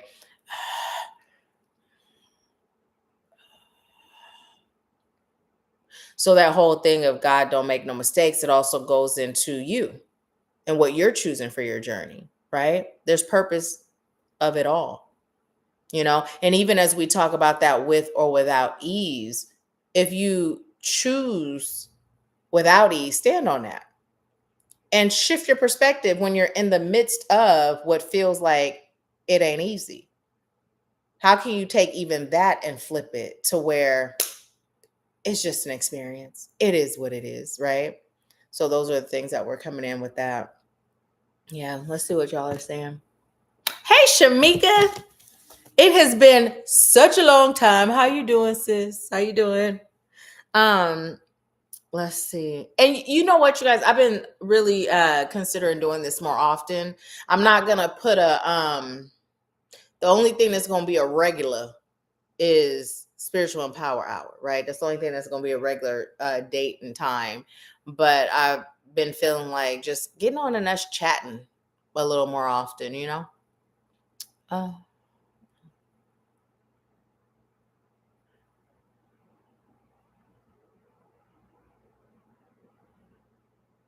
um, Anisha said we'll say a minimum of 3, and those who can will do more. Yeah. Shami said greetings. Yes, peace, sending love and light. Sending love and light to you too. I am. I am still doing readings. And I did. Can you guys see the pinned comment? Let me know if you can see it. Who all is still on? Well, let me know. If you can you guys see the pinned comment? Because where I'm sitting, I can't read. Let's see what happens if I click on it. Oh, when I click on it, I can see it. Yes, yes, yes. Okay, awesome sauce. Awesome sauce. Awesome sauce. Okay, awesome. Stephanie, you can't see it. Child, I can't explain to you how to see it because I don't even know. Let me see if I can. No, I'm not gonna do that. It's gonna start echoing. Maybe somebody else can explain to you how to see it. Um, Z, were you gonna get a general? Did you have a question, or were you choosing to do a yes or no? Let me know.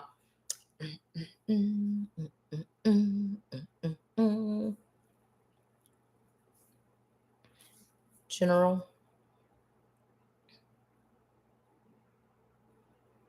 Okay. Yeah, see, I pinned it. I was so proud of myself. I know how to pin comments. I knew how to do that like on videos, but I was proud of myself when I did that today before we got on. I'm gonna pull one more card for us as a collective. That's why I said general, because when I asked you, I heard general, and I was sitting here like, why do you ask the question? But yeah, I'm gonna still ask the question though. So okay, general. And I would say I'm gonna put one more for since I started this for all of us, and I'm gonna do your reading. I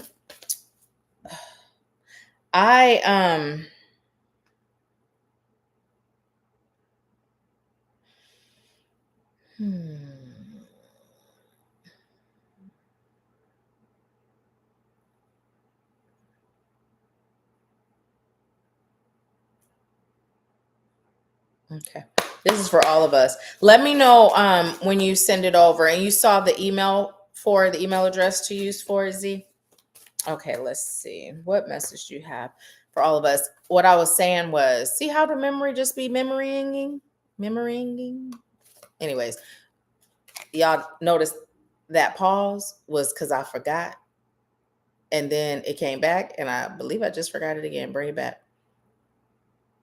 Thank you. What I was going to say was, even if you're not getting a reading, y'all know, just like on Empower Hour, be like, if you got time, stay, because, it'd be resonating. Sometimes I do messages in between. So this one, and then I just got this one for both of us, and for all of us. So here's what I'm getting from these two cards, right? This can be yours if you get rid of doing this to yourself. So years ago, when I first started, I had created a post where I said, sometimes the biggest snake in the grass are your own thoughts. Your own thoughts. And it is such the truth. So what this represents is all of your dreams, right? Because at the end of the day, it's the peace, it's the happiness, it's the love, it's the joy, right? Like, that's the biggest form of abundance. But we be in our way thinking of all the what could go wrong, all the what's it gonna require, right? When we talked about the anxiety in the beginning, we just be deceiving ourselves out of our divinity, out of our power, right? When was the last time you did a solar plexus cleanse? Excuse me, like a really deep solar plexus cleanse. When was the last time? Because many of us right now, we're in this place where our energy is not matching where we are. And that's just because it's bogged down with a bunch of gunk and glunk and all that, and skunks. It's just bogged down with a bunch of stuff that we've outgrown, a bunch of places that we're not at. And so it's blocking us from being able to have the frequency of our mental state match the frequency of our energetic state, and they kind of switch off, right? So when was the last time you've done a solar plexus cleanse?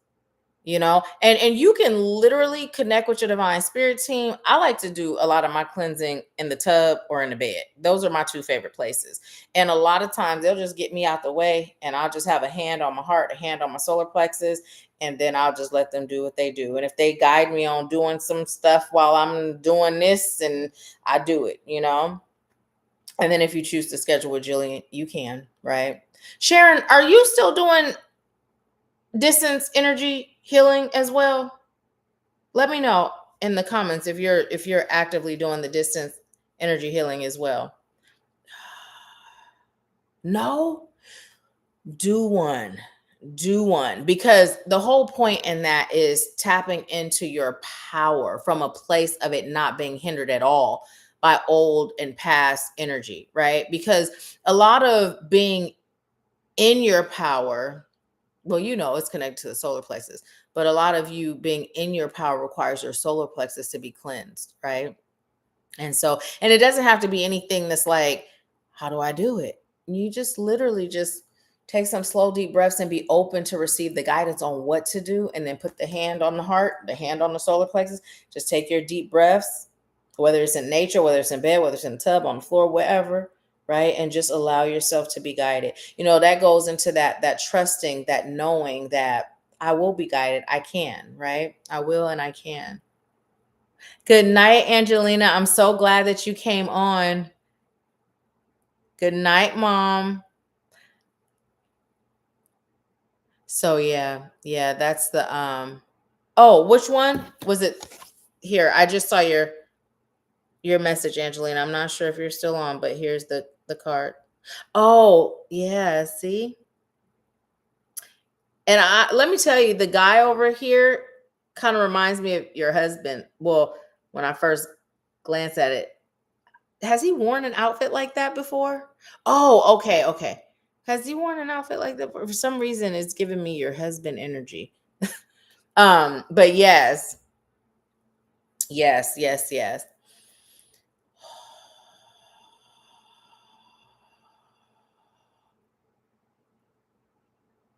I just heard, stop talking your way out of your blessings. This season, and I'm hearing this year, and not like the year that's almost done, but like from here forward, it's all about your power, tapping into it and creating. And here's something that I like to encourage you to do. So, you know how a lot of times when manifestation is happening, y'all, my face is breaking out. If you can hear that, I rarely break out. And here's a bump right here, and I think I had one here somewhere too. I think that one's gone, but this one is bugging me because I can feel it. But anywho, um,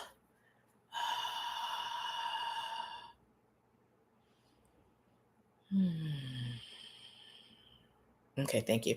So, you know, a lot of times when we're manifesting, right? A lot of times we're manifesting a thing, right? And here's what I'd like you to really get in touch with.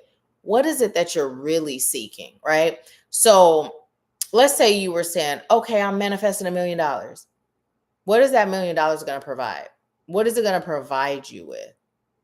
Get to the essence of the things that you're manifesting, getting to the feeling of what it is going to provide, and then release the manifestation of the physical material thing and begin manifesting that which is really going to provide on an emotional, a spiritual, and energetic level, right?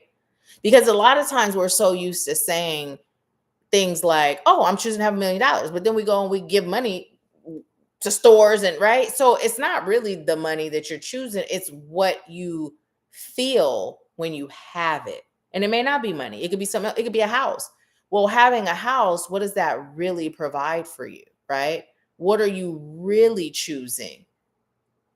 I'm hearing both underneath and inside of the material thing, because it's not really the material thing, you know. That's just where our mind connects. So that's why we talk about it so often. But if you really get real with what it is you're choosing seriously, it's so often not the material thing. So by getting in touch with that, it'll help you do this with your manifestations. And then again, releasing any blocks that may be stopping you from receiving it. Okay. Z, I'm about to check to see if your if it came in. Well, let's see. Let's see. Do do do do do do.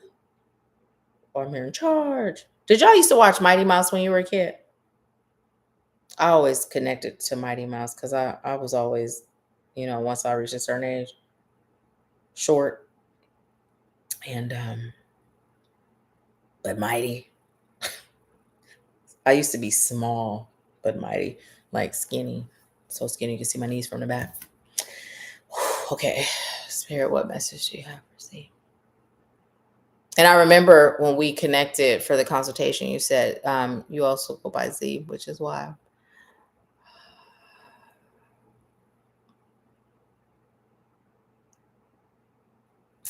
So what I heard was you have a lot of light in you that's just waiting to burst out. And it was like a lot of energy behind burst out, right? But you have been hiding in the shadows. It's time to stop hiding in the shadows. And there's a reference to a bushel. That's what I'm hearing. But what it reminds me of is you know, the burning bush, that story in the Bible. That's what they're giving me, is a burning bush analogy.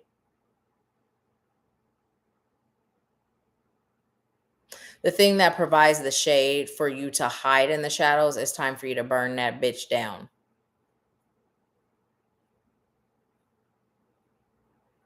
It's time for you to stop hiding and stop being afraid, right? There's a lot of fear that I'm feeling, and the fear that I'm feeling, to a degree, there's a fear of connecting. So there may be some social anxiety in there. There's also a fear of being wrong, you know, and this is connected to your gifts. But also, I'm going to say public speaking because that's what I'm hearing, but it's not like public speaking on a stage. It's just more or less when you're in an environment to give your opinion, even when you know you're right, you hold back. There's a fear of judgment. And as I'm saying that, I'm feeling like a discomfort right here.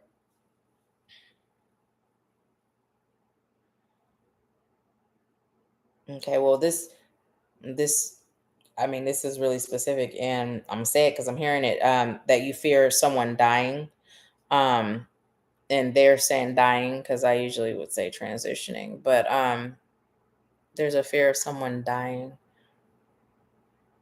Let that fear go and trust in the journey of life and your power that's coming in again.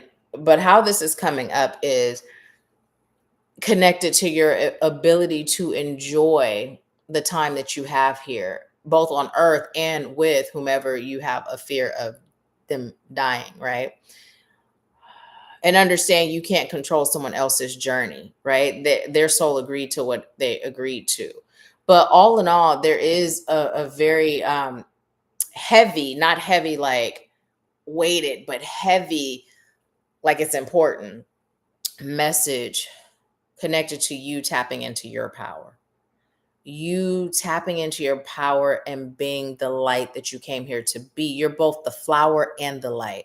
So, what I'm receiving is you're both delicate and strong, right? You're delicate in your approach, you're delicate in your patience, you're delicate in how you love, but you have this warrior, this goddess, this lioness. I mean, hearing lion strength.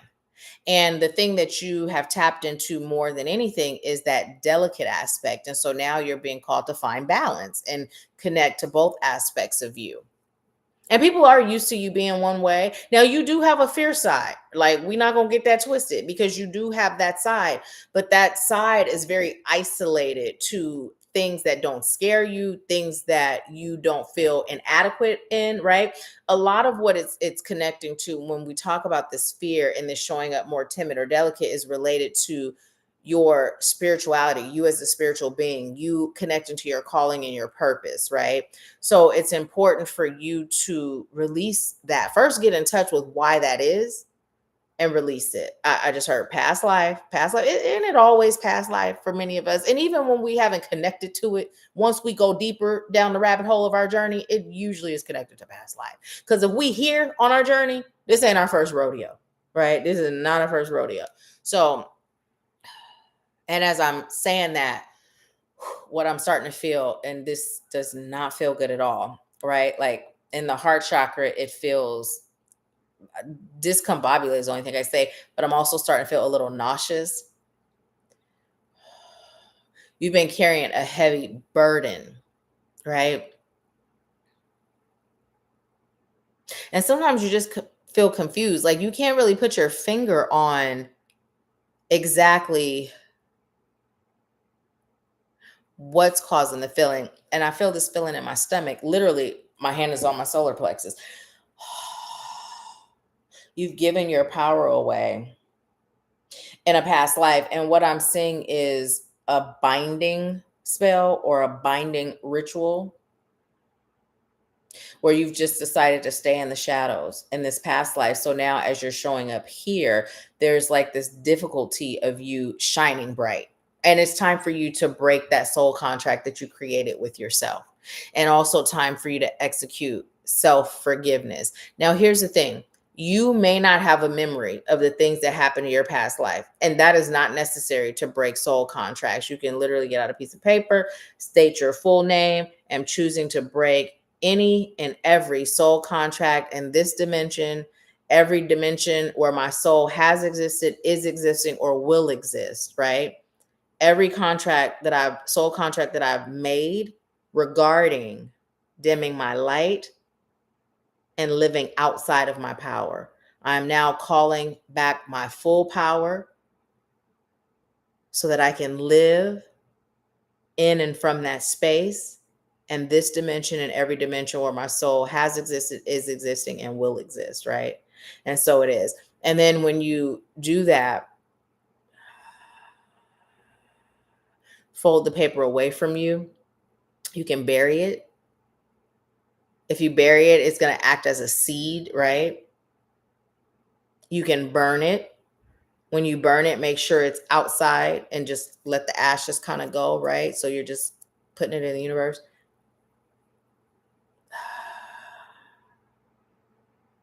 But don't keep it. Like, don't keep the paper. Get rid of it in some way, shape. You can even release it into the ocean, not in a bottle, just in the ocean. And so it is at the end. Or so mote it be if you're more comfortable with that, or it is done, whatever, ashe, amen, whatever resonates with you, but just that final seal.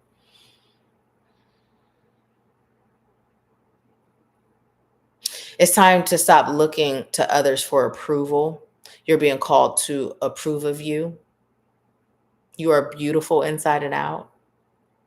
You are perfect, whole, and complete. You've got your whole life ahead of you. Don't spend so much time worrying about the future. Allow yourself to enjoy the life ahead of you, starting with right now. Treat yourself to the things that mean something to you, even if no one else understands, even if no one chooses to go, right? Even if no one chooses to tag along or support. And these are coming in as multiple things. You're being called to be more tapped into your sure energy. You also have fears that stem from childhood. You're safe, very safe now. You don't have to look around your shoulder. It's literally not over. They said look around your shoulder. And as I say around your shoulder, I'm seeing like the corner of a wall. You know how you can peek your head around a corner? That's what they're showing me. When was the last time you bought yourself flowers? Buy yourself a bouquet of flowers.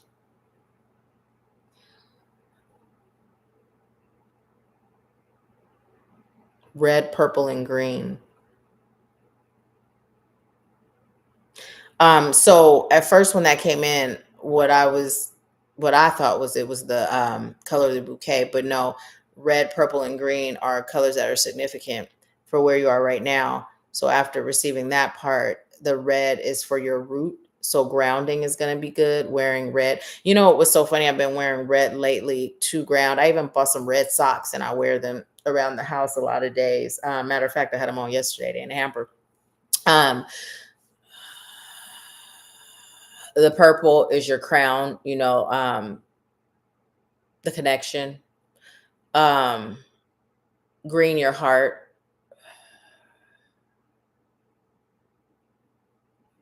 And by you connecting these things, you're going to also elevate your ability to see, because you are very intuitive, but you just don't trust it. You don't trust it enough, right? And it's almost like that. I knew it, right? And it's like, yes, that happens a lot, that I knew it. So when are you going to start trusting what you know? What you know, you know? I just heard you're in the winning circle for a reason. You're no different than them in regards to your abilities. It's just time to start believing in them, believing in yourself. And they're bringing up low self-esteem. But what's coming in with the low self-esteem is this isn't really who you are. It's who you've become. And there's like two sides of you that pop up. The side, I'm gonna tell you how I'm here. The side that be like, I'm a bad bitch, right? And then there's a side that's like, I don't know. What are they gonna think? Are they gonna accept this? Can I do it? Right? There's those two sides. And this is the only time where you're being called not to have balance, right? Release that side that's riddled with doubt and tap into I'm a bad bitch, emotionally, mentally, spiritually, energetically, physically, all that. I am the divine having a human experience. I'm made in the image of God, right? Like tapping into that energy. Be it till you see it. Affirmations in the mirror.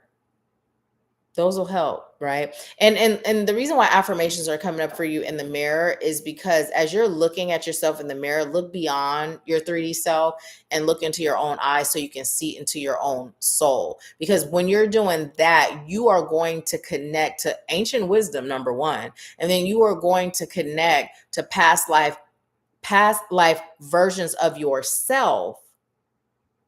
Maybe not every memory of what happened, but those versions of yourself before you swore off your power. And I'm even hearing hermit, like there's this energy of being a hermit. And what I'm seeing is a little old lady with very long white hair, right? That once she swore it all off, she just went into her own world. She only came out for the bare necessities and she was done, right? And she convinced herself she was happy living that life. But in reality, she had all this fire, all this spark, and traveling and moving and serving others and being in the community. All of those things were a natural part of who she was, she being you in a past life, but she convinced herself this was the life she was choosing because it felt safe. You're being called not to play it safe, right? Follow your heart, follow your soul, follow your spirit. You will not steer you wrong when you're connecting to the divinity within. Okay, now I'm gonna pull a card to ask anything else. Pull a card. Okay, so what message we have first? Oh, is it this one or those on the floor? Okay, this one. 7 chakra, Archangel Uriel. And look, we're talking about that crown chakra. That crown chakra is coming up again. And as this is coming up, number one, we're just pointing out the fact that there's an angel. You're an angel, an earth angel. And yes, although I'm hearing both you may approve of, you may be okay with, you may even enjoy the simple things in life. There's nothing simple about you. There's like this ease and grace that's connected to peace, that's effortless, right? So it's not about a whole lot of effort being put in. It's about remembering who you are, knowing who you are, tapping into who you are, and not tapping into what life, whether it's past or this one or even beyond, made you, right? But heavy emphasis on connecting with your divine spirit team more often, building that channel of connection, getting used to being guided, right? So you can move beyond the human hangups, because that happens first. And then you get beyond the human hangups. Like the human hangups don't go away first and then you're guided. No, it's about being open to being guided so that you can get over the human hangups. Okay. And I'm being guided to the one that was on, and it's community, and it's number 7. I know that we've connected before, so it may be a good idea to revisit that, right? The whole community aspect of it all, the support, the guidance, right? So, yeah. So that is your message. Thank you for allowing me to serve you. And I'm going to see what you were saying. Let me know how it resonates. Let's see.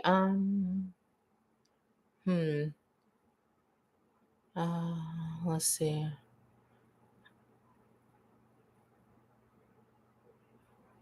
Danger Mouse.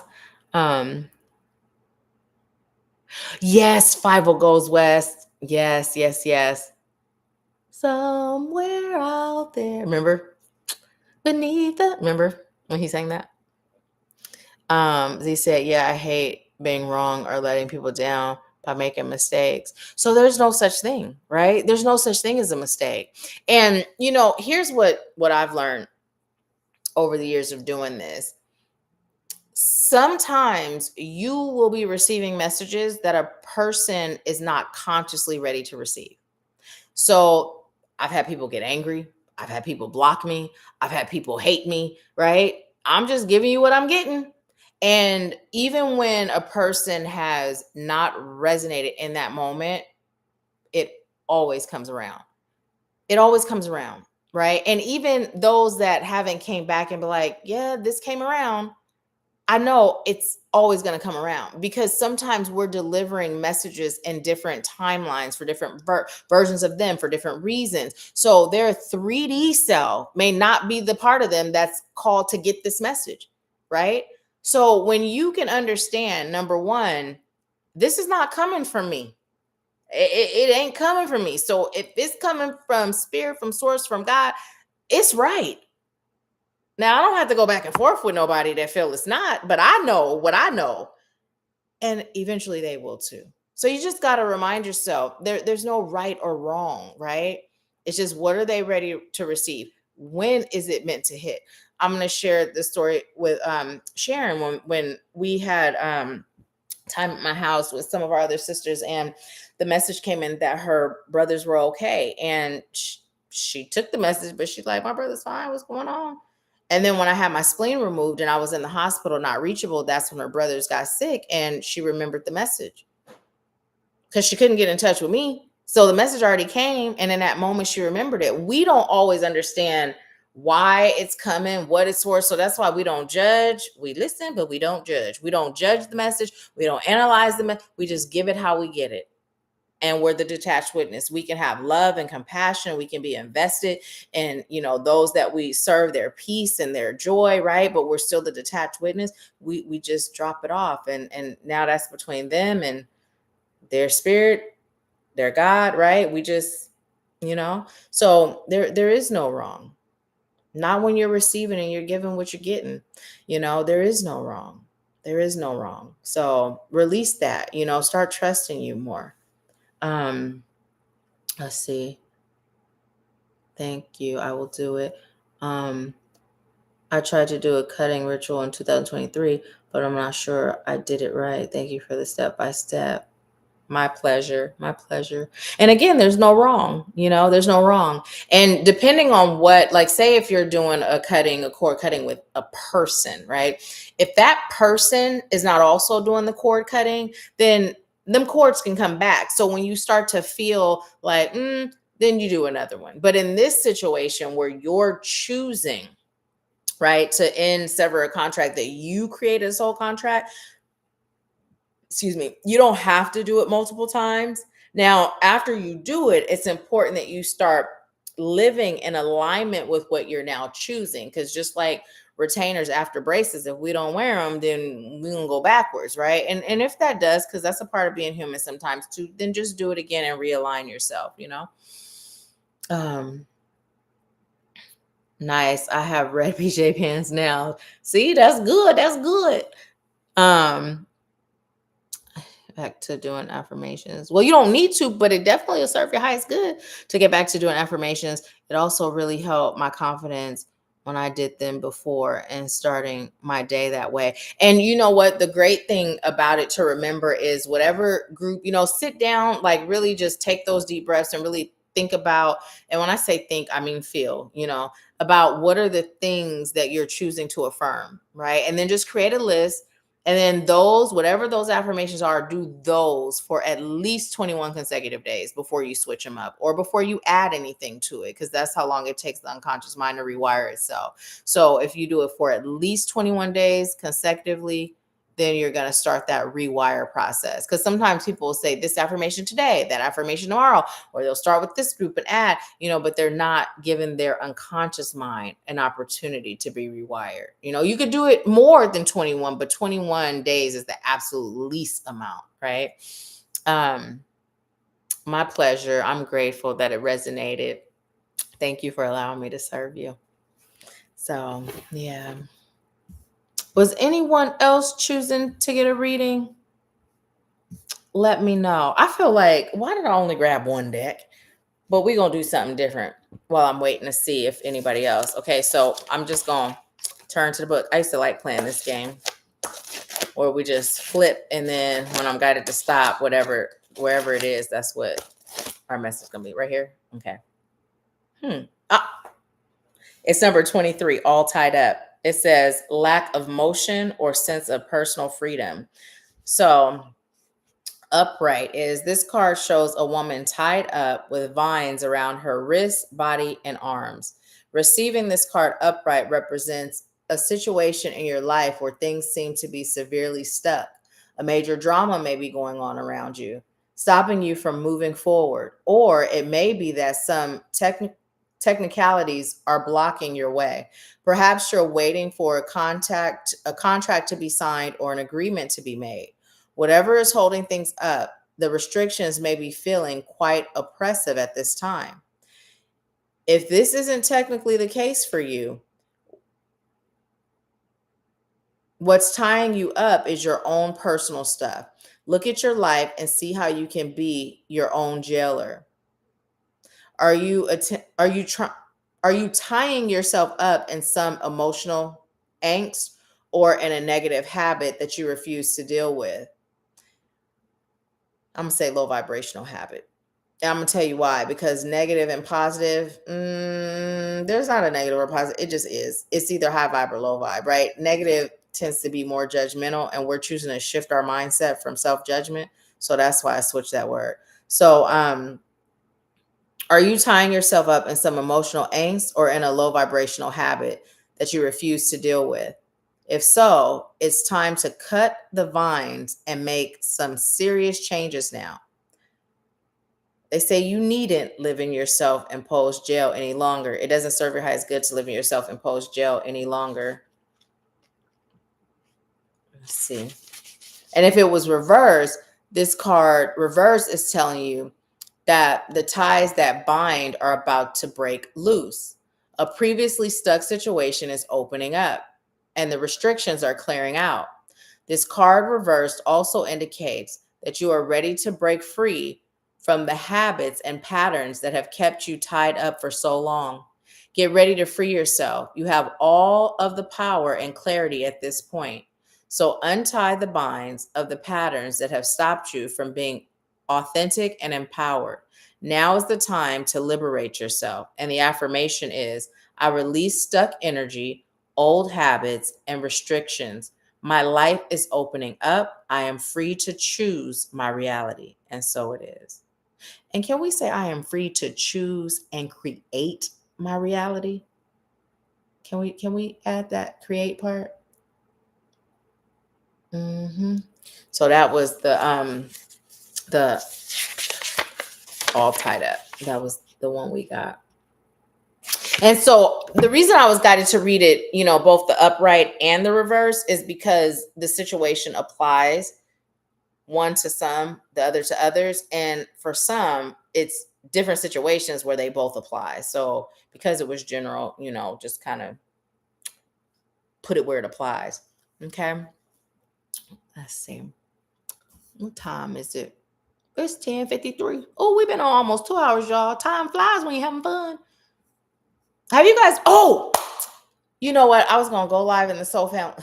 See how excited I just got. I was gonna go live in the Soul Family and share this with y'all. But you remember when I watched Black Phone? I was like, watch it, y'all, because it's a perfect testament of having faith when you're guided, even when it don't make sense. You don't know, right? Remember that? We all watched it, right?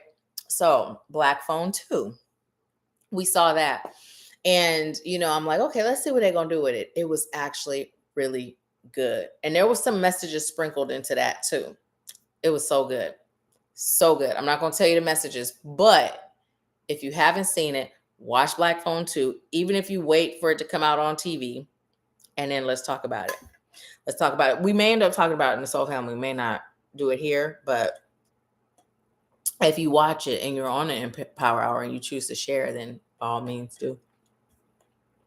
Did you get the messages from it, Stephanie? And did you like it?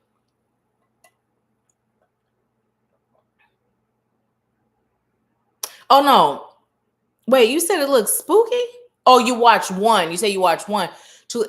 Well, it wasn't spooky to me at all. But people thought Black Phone 1 regular was going to be scary. And I'm like, it's not scary at all. It's some really good messages, though.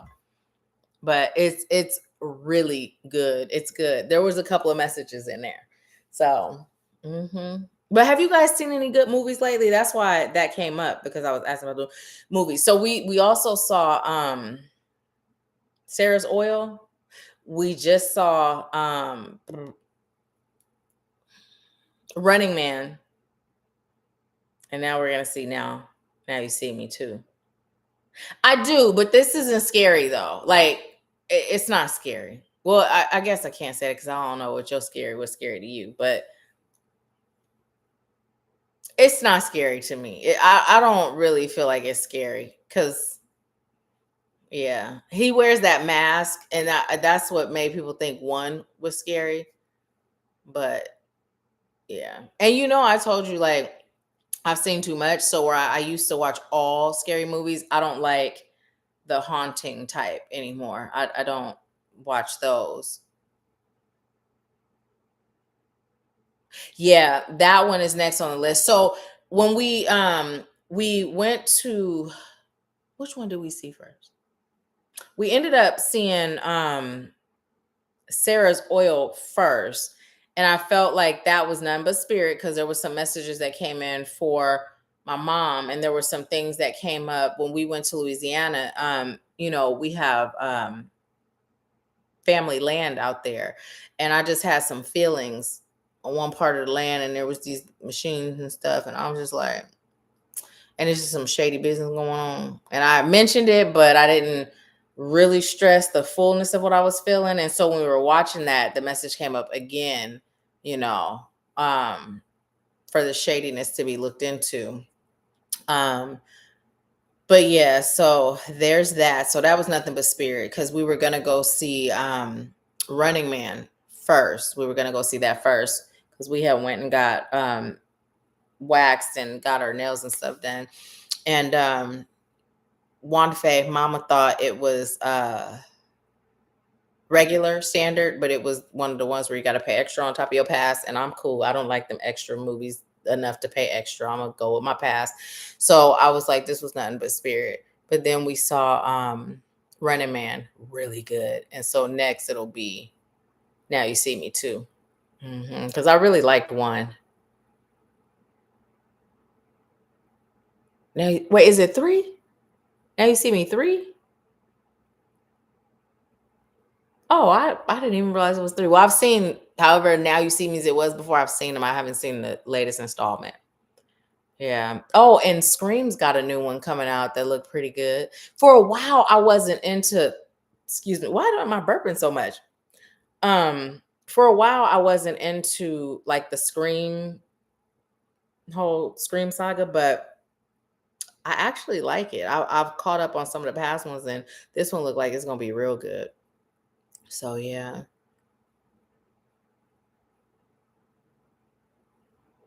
But you know what's crazy when you watch Running Man? I was like, this is what it seemed like our TV is turning to. Do any of y'all watch Zeus like Baddies and Jocelyn's Cabaret and that stuff? Like, so I like Ratchet TV, right? Oh, I see the hearts, they're so cute. I'm not sure who's sending them, but they're so cute. But I like Ratchet TV, right? And so, like, literally, let me show y'all what's on the screen right now. Can you see my TV? Do y'all see what that say?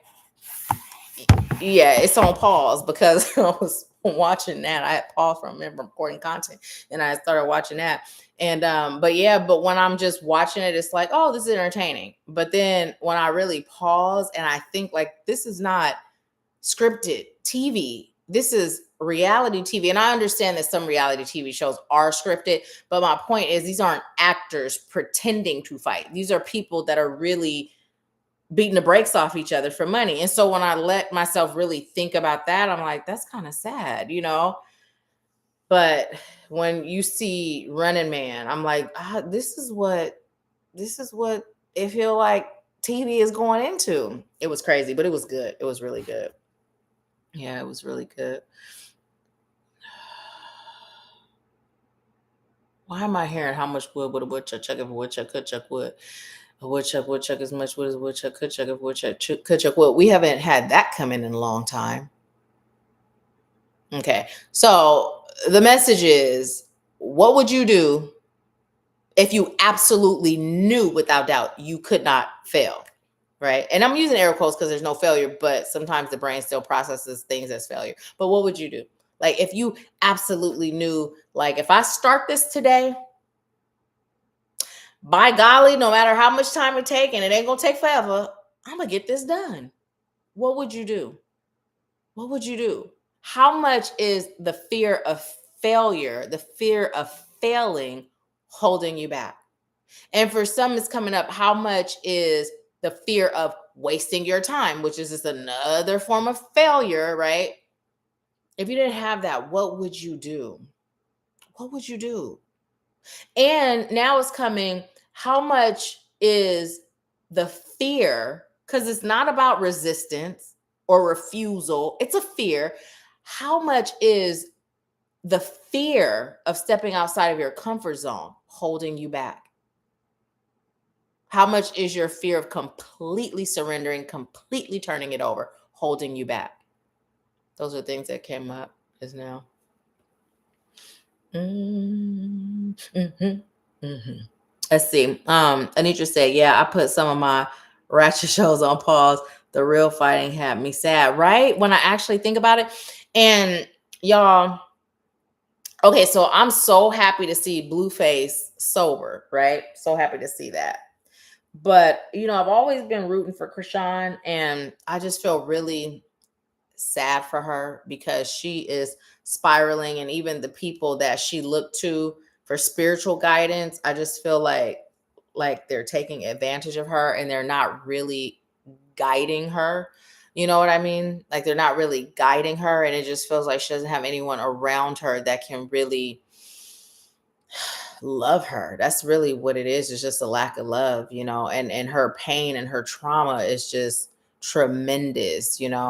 So I literally pray for her. Like for real, I pray for her, because she's spiraling. And what it reminds me of is, how Whitney and Bobby, because Blueface loved that girl, but now that he's sober, he can't deal. You know how Whitney and Bobby, when Bobby chose to get sober and Whitney didn't, he had to leave for his own health and sobriety, peace of mind. I feel like that in part is what's happening. So at first it was like entertaining, and now it's just sad. It's just sad. But Oh, I got a question. What goal have you recently set for yourself? What goal have you recently set for yourself? You feel like sharing? You feel like sharing?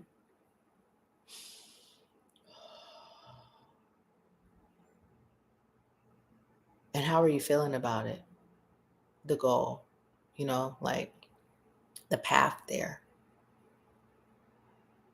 I'm gonna pull another card for us as a collective, and then let me see. It's 11:03, 11:20. I'm gonna stay on until 11:20.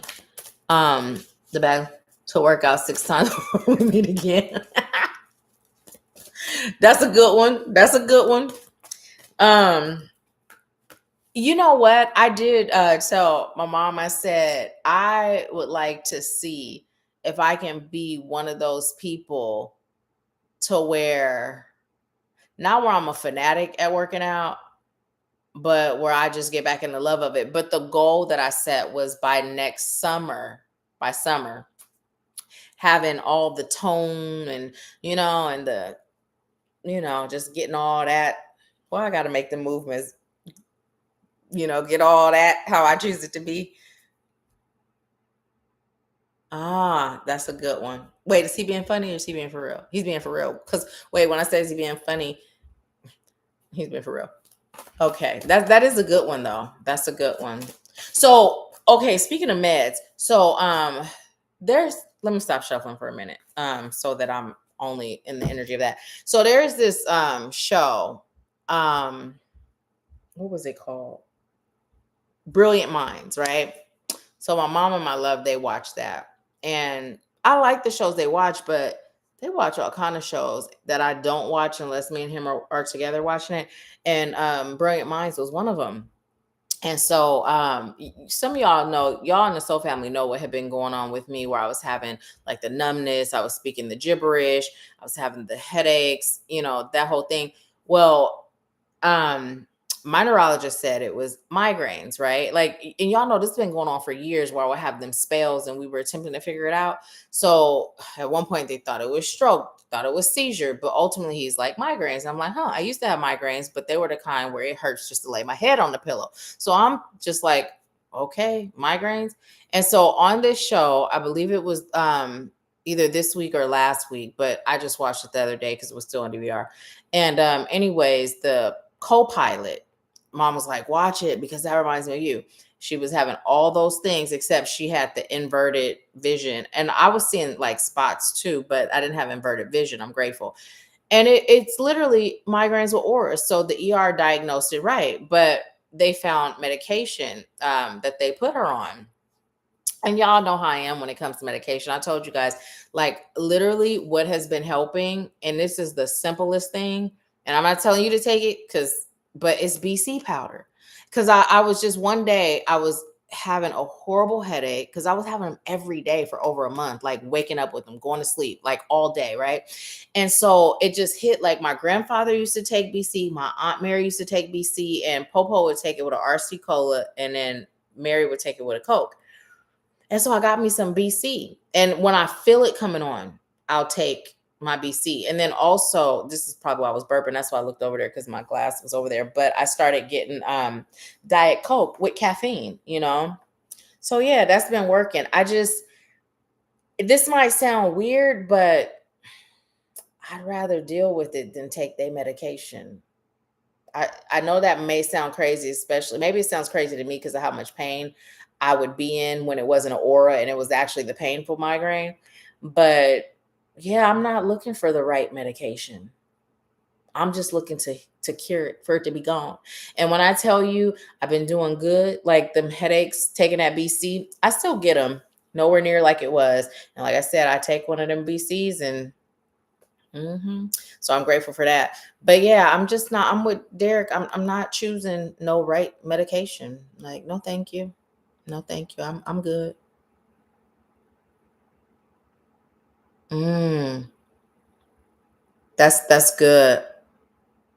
That's good. You know, as far as all the ingredients, not sure. Can't tell you. I just know it has caffeine in it. And it feels safer than whatever pharmaceuticals they gonna prescribe. It feel safer. Because everything that they have prescribed for different things, there's always a psych med component to it. I'm like, why we gotta be trying to alter my mind? Like that, I didn't come here for that. Like they always attempting to fuck with your mind, right? I'm good. I'm good. But what I can do, because the box is in the room, what I'll do is take a picture and post it in the Soul Family so you can see. I get the ones for headaches and body aches. And I saw, Anitra, where you said Derek was choosing to be more spiritually aware. Awesome. Tell Derek, hey, and happy anniversary, etc. Aspirin and caffeine. Yeah, because I'm still not a coffee drinker, but now I'm like, every now and then I might drink some for the caffeine. But so far, the Diet Coke with caffeine, because usually I get the one without, and those BCs really help. And then I have these protein drinks that have the coffee ones that have a little caffeine in it. So, yeah. M-Trex. Mm. Shamika said peace was her intention. Yeah. And that was the thing. When we a few times in the Soul Family, we had gotten the exercise to focus on peace. Shamika, I believe you were in when we were doing that, where it was literally just focus on peace, manifesting peace. Let's do that again too, y'all, because that was awesome, right? Just really focusing on peace. Because once you have peace, everything else follows, right? So if we're not at peace, again, we ain't receiving nothing. We not in our creator bag, right? We can't do none of that when there's no peace. Like peace is the fuel that I just heard funds it all. But I was seeing like a car being pushed along, but I heard funds it all. Peace is our currency. Thank you. Could have just said that. Peace is our currency, right? So when we have peace, we are powerful beyond measure. powerful beyond measure, right? That's like my youngest. So, see, here's the thing. I always heard that boys were so much easier than girls, and I can't speak to that because I've never raised a girl. But what I can tell you is I was shocked and I was in for a rude awakening because I thought boys were going to be easy. But they said easier. They didn't say easy, but in my mind, I thought easy. And around the same age, both my sons went through this period where they was not easy. And so I literally told my youngest, Samaj, I told him, I said, I'm committed to raising you until you're 18. But if this is how you're going to be, when you're 18, you got to go. This is not a threat. It's just me letting you know. So you get to decide if you're going to stay like this or you're going to shift, because that way you can prepare yourself if you decide to stay like this. Because my peace is priority. I require peace to create my life. I can't create nothing if I don't have peace. And I'm not about to give up my peace for nobody, not even my child, you know? So yeah. And some of y'all that know the twin flame journey, you know, the twin flame journey, boy. Whoo.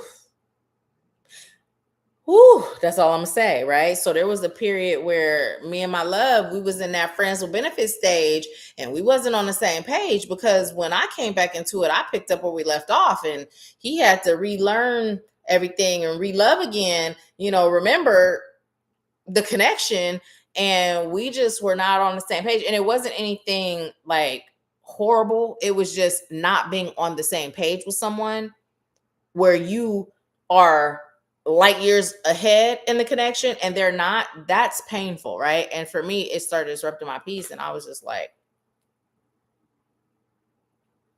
until spirit was like, literally in a sacred bath, because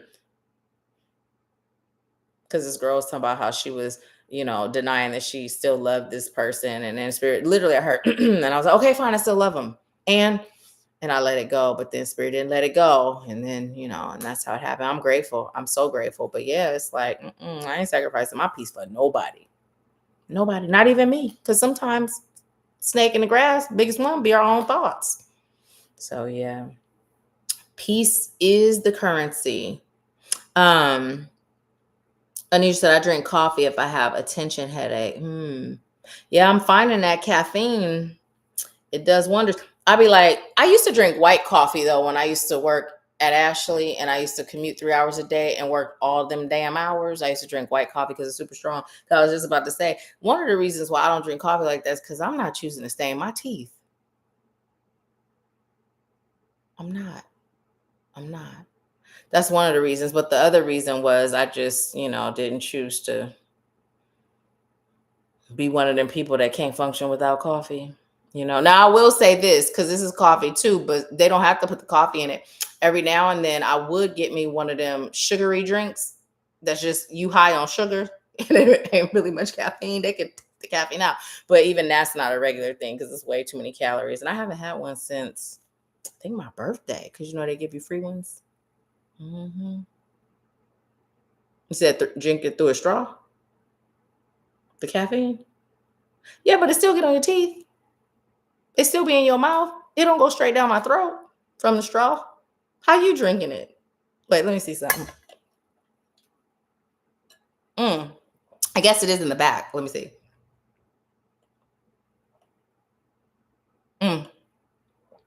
I feel like I could feel it in the front too.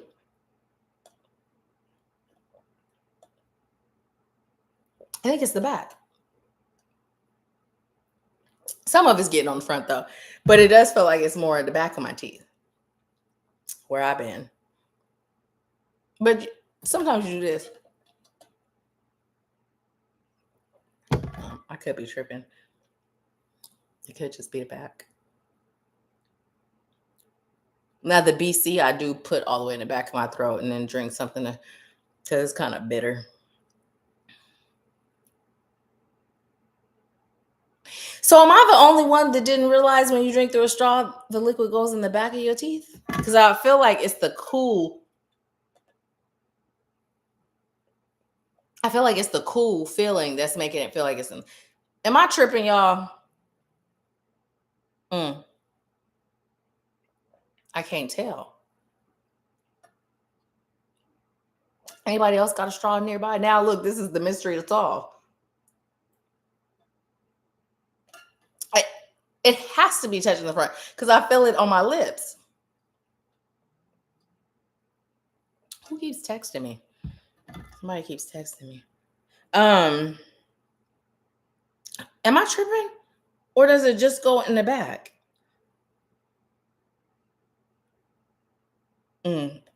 I created a family chat with like cousins and uncles and aunts, and that's why. Okay, you laughing, but I'm like being for real. Like, and I can't tell. It feels like it's the back. Anyways, I'm not gonna sit here this whole time. If somebody else figure it out, let me know. It's definitely not getting as much if it is on the front. It's definitely not as much as if you just drink it out of a cup, right? The little things. Ooh, shiny things. I'm gonna pull another card for us, y'all. I'm so grateful that my memory is, you just don't know. Like, because my son was like, why you forget so much lately, you know? And look, y'all, we got deceit in reverse. And this is a beautiful thing because we got happy family in reverse first and it was upright. Now we got deceit in reverse. And what I'm hearing is don't worry about being bamboozled because you can't be bamboozled as long as Spirit is guiding you, right? Always check in. That intuition of yours is top tier.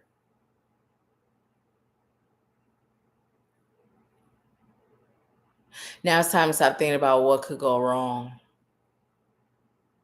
and really focus on what could go right. And look on the bottom, the garden and the gate. And then there's another one that's popping his head out. So angel of strength. So you're being called to step outside of your comfort zone and to know that you're protected. And here's the thing. Sometimes you don't have to go through this whole ritual of protection. Now, here's the thing. Don't get rid of the smudging, the creating the bubble, right? Altogether, because that is necessary.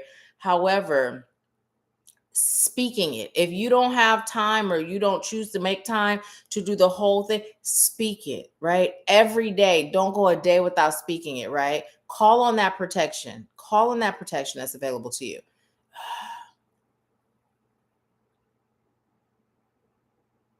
Because it is important.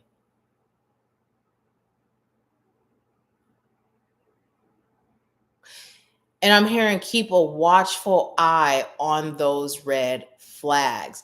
And it's coming in, not keeping a watchful eye in that sense of being hyper focused or sensitive, but it's on what do you feel, right? So if you think back about a time where someone just rubbed you the wrong way and you ignored it, and then later you were like, I knew it, right?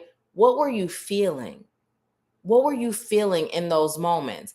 And as that's coming in, because pay attention when you have those feelings, as that's coming in, it's also coming in that reminder of, there's been so many times where I felt things about people. Like I felt it. I couldn't shake it. But Spirit would guide me, how Spirit would guide me. And although I felt it, I would still do what I was guided to do. So that's coming in as even when you feel things and you're paying attention to what you feel so that you could spot certain things, when you're being guided, go with that. Because sometimes that lesson, everybody's here to serve us. Even when they come in and playing the villain, right? They're here to serve us. So when you check in, if Spirit is guiding you left and you like, but left over there is a bunch of bull, go left, right? But just because you're being guided left and that's where the BS is, don't discount what you're feeling. Because it's not about, Spirit's not always guiding you away from the mess. Sometimes you're being guided into the mess. Because in order to get on the other side, you got to go through it, right? And that's happened to me multiple times where it's like, I know what I feel. I know what I'm seeing. I know what I know. But then Spirit, I'm like, all right, whatever, right? So that's coming in too. and pay attention to your own patterns. I'm hearing that Invoke song, tick, tick, tick, tick, talk, talk, talk, talk, right? But that's coming in like paying attention to what makes you tick and what makes you talk.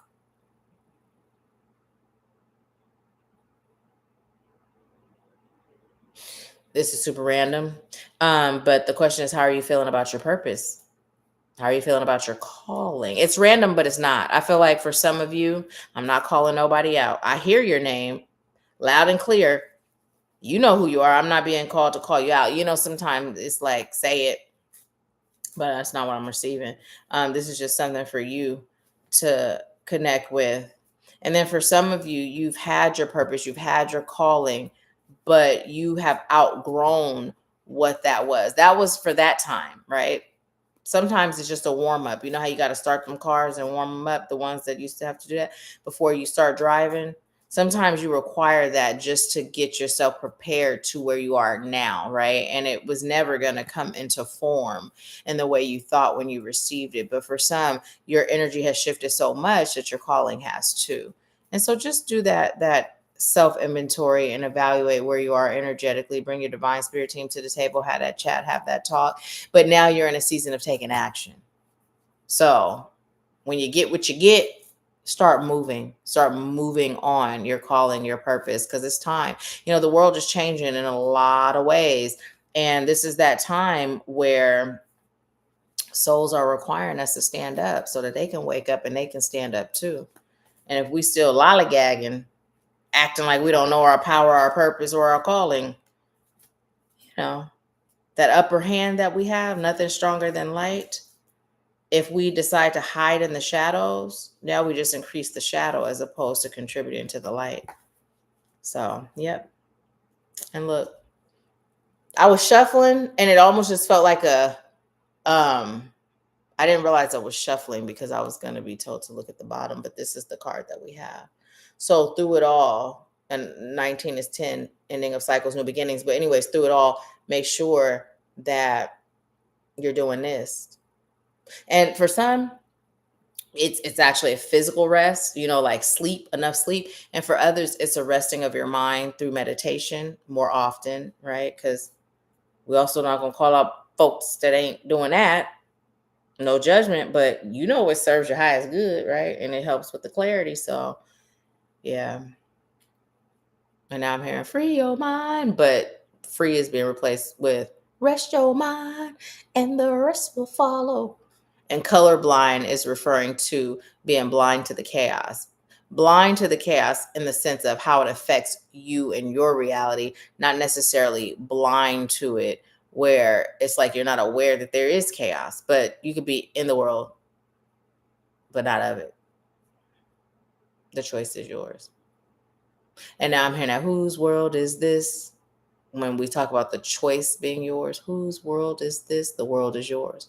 How do you make the world yours? You make it yours by controlling your world. And you can't control your world when it's heavily influenced by all the things that's seeking to destroy your light, that's seeking to disconnect you from your power, that's seeking to extinguish your God within.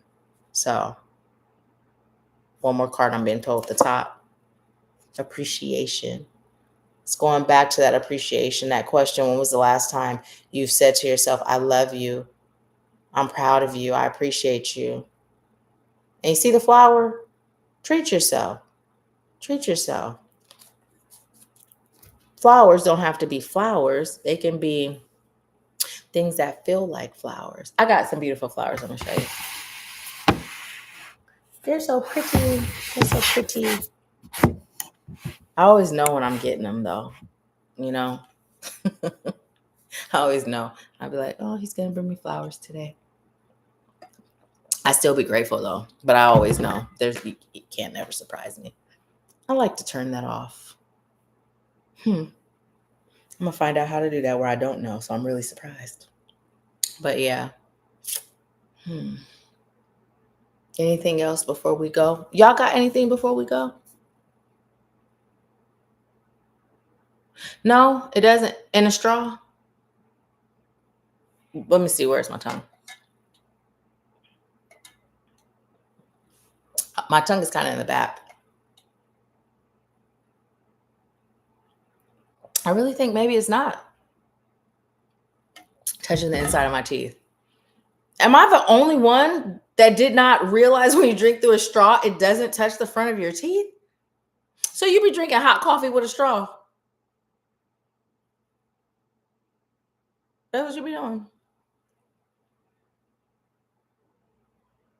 I just heard, we'll never know. You know, they be like, how many licks does it take to get to the center of a Tootsie Pop? We'll never know.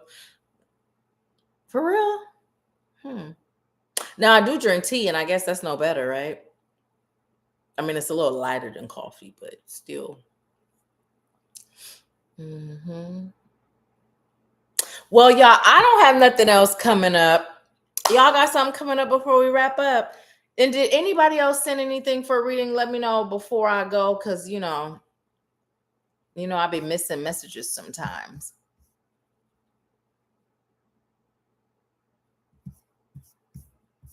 When does the new baddie start though? Because have y'all started watching Love Cabin? I know what they're doing. They made it like Love Island, which is a smart move. Love Island was a hit. Do y'all watch Love Island? I know Anitra does. Anybody else?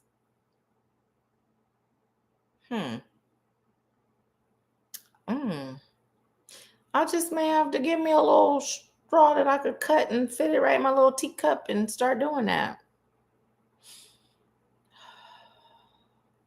Because, yeah, I drink tea, my green tea, and I put my collagen in it, and I put my MCT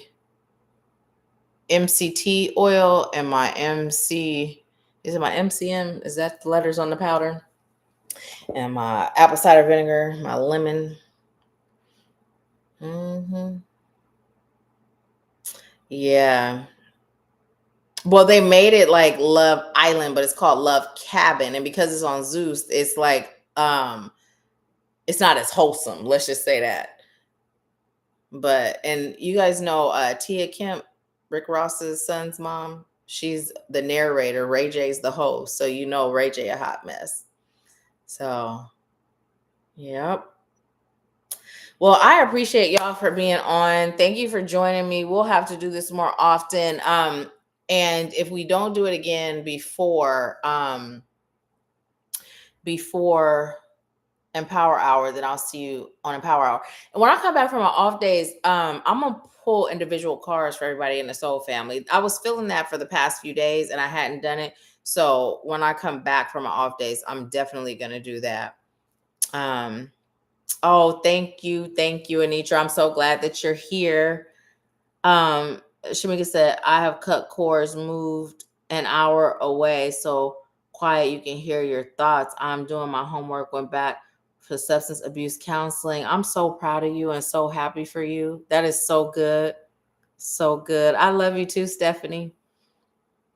Yeah. Love you too, Anitra. So yeah, that's so good. How's Amelia doing? I know she's big now. Because when I tell you, when I look at kids, I'm so shocked at how much they've grown from when they were first born or when I first met them. Because it's like time to me, it feels like it just happened. And then when I see kids, I'll be like, what? Today I literally saw you guys remember Kendra Wilkinson? She was on the Girls Next Door, but she was married to Hank Bassett and they had 2 children. And her son, I was like, what? Or even Monica's daughter, I'm like, what? It's like they were just born. But no, it's just me not connecting the dots to time here. Oh, that's so good. So good. I'm happy to hear that. Hey, Alatha, you know what's, you've been here for a little while. Because I'm about to say, did you just get here? Because we actually about to wrap up. How long have you been on? It's so good to see you. Well, see your name and your hello because I don't see you. Okay. That happens a lot when we about to wrap up. Yeah, we've been missing you. But first Sunday, the 7th of December First Sunday of every month, 4 p.m. is when we're doing Power Hour. So if you feel led to join us, come on through. How are you doing? How's everything going? How are your children doing? I haven't seen them on in a while either.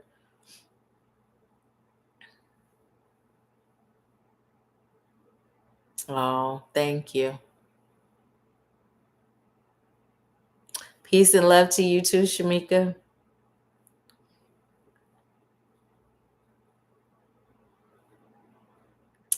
Good night, Stephanie. I feel like you're going to be working out, workout.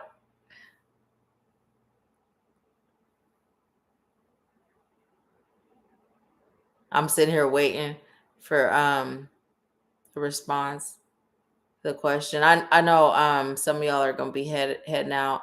I'm just waiting for the response because you sleeping.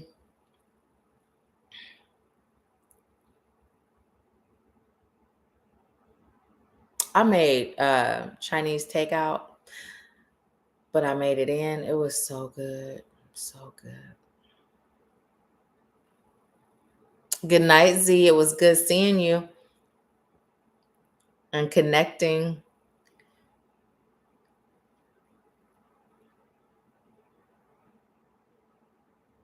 I'm gonna braid my hair. Probably put some oil in it and then braid it.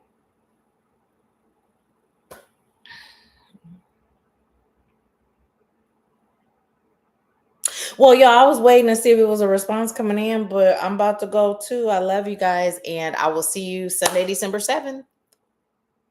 Talk to you later. Have a good night. Bye. I'm extra. So extra.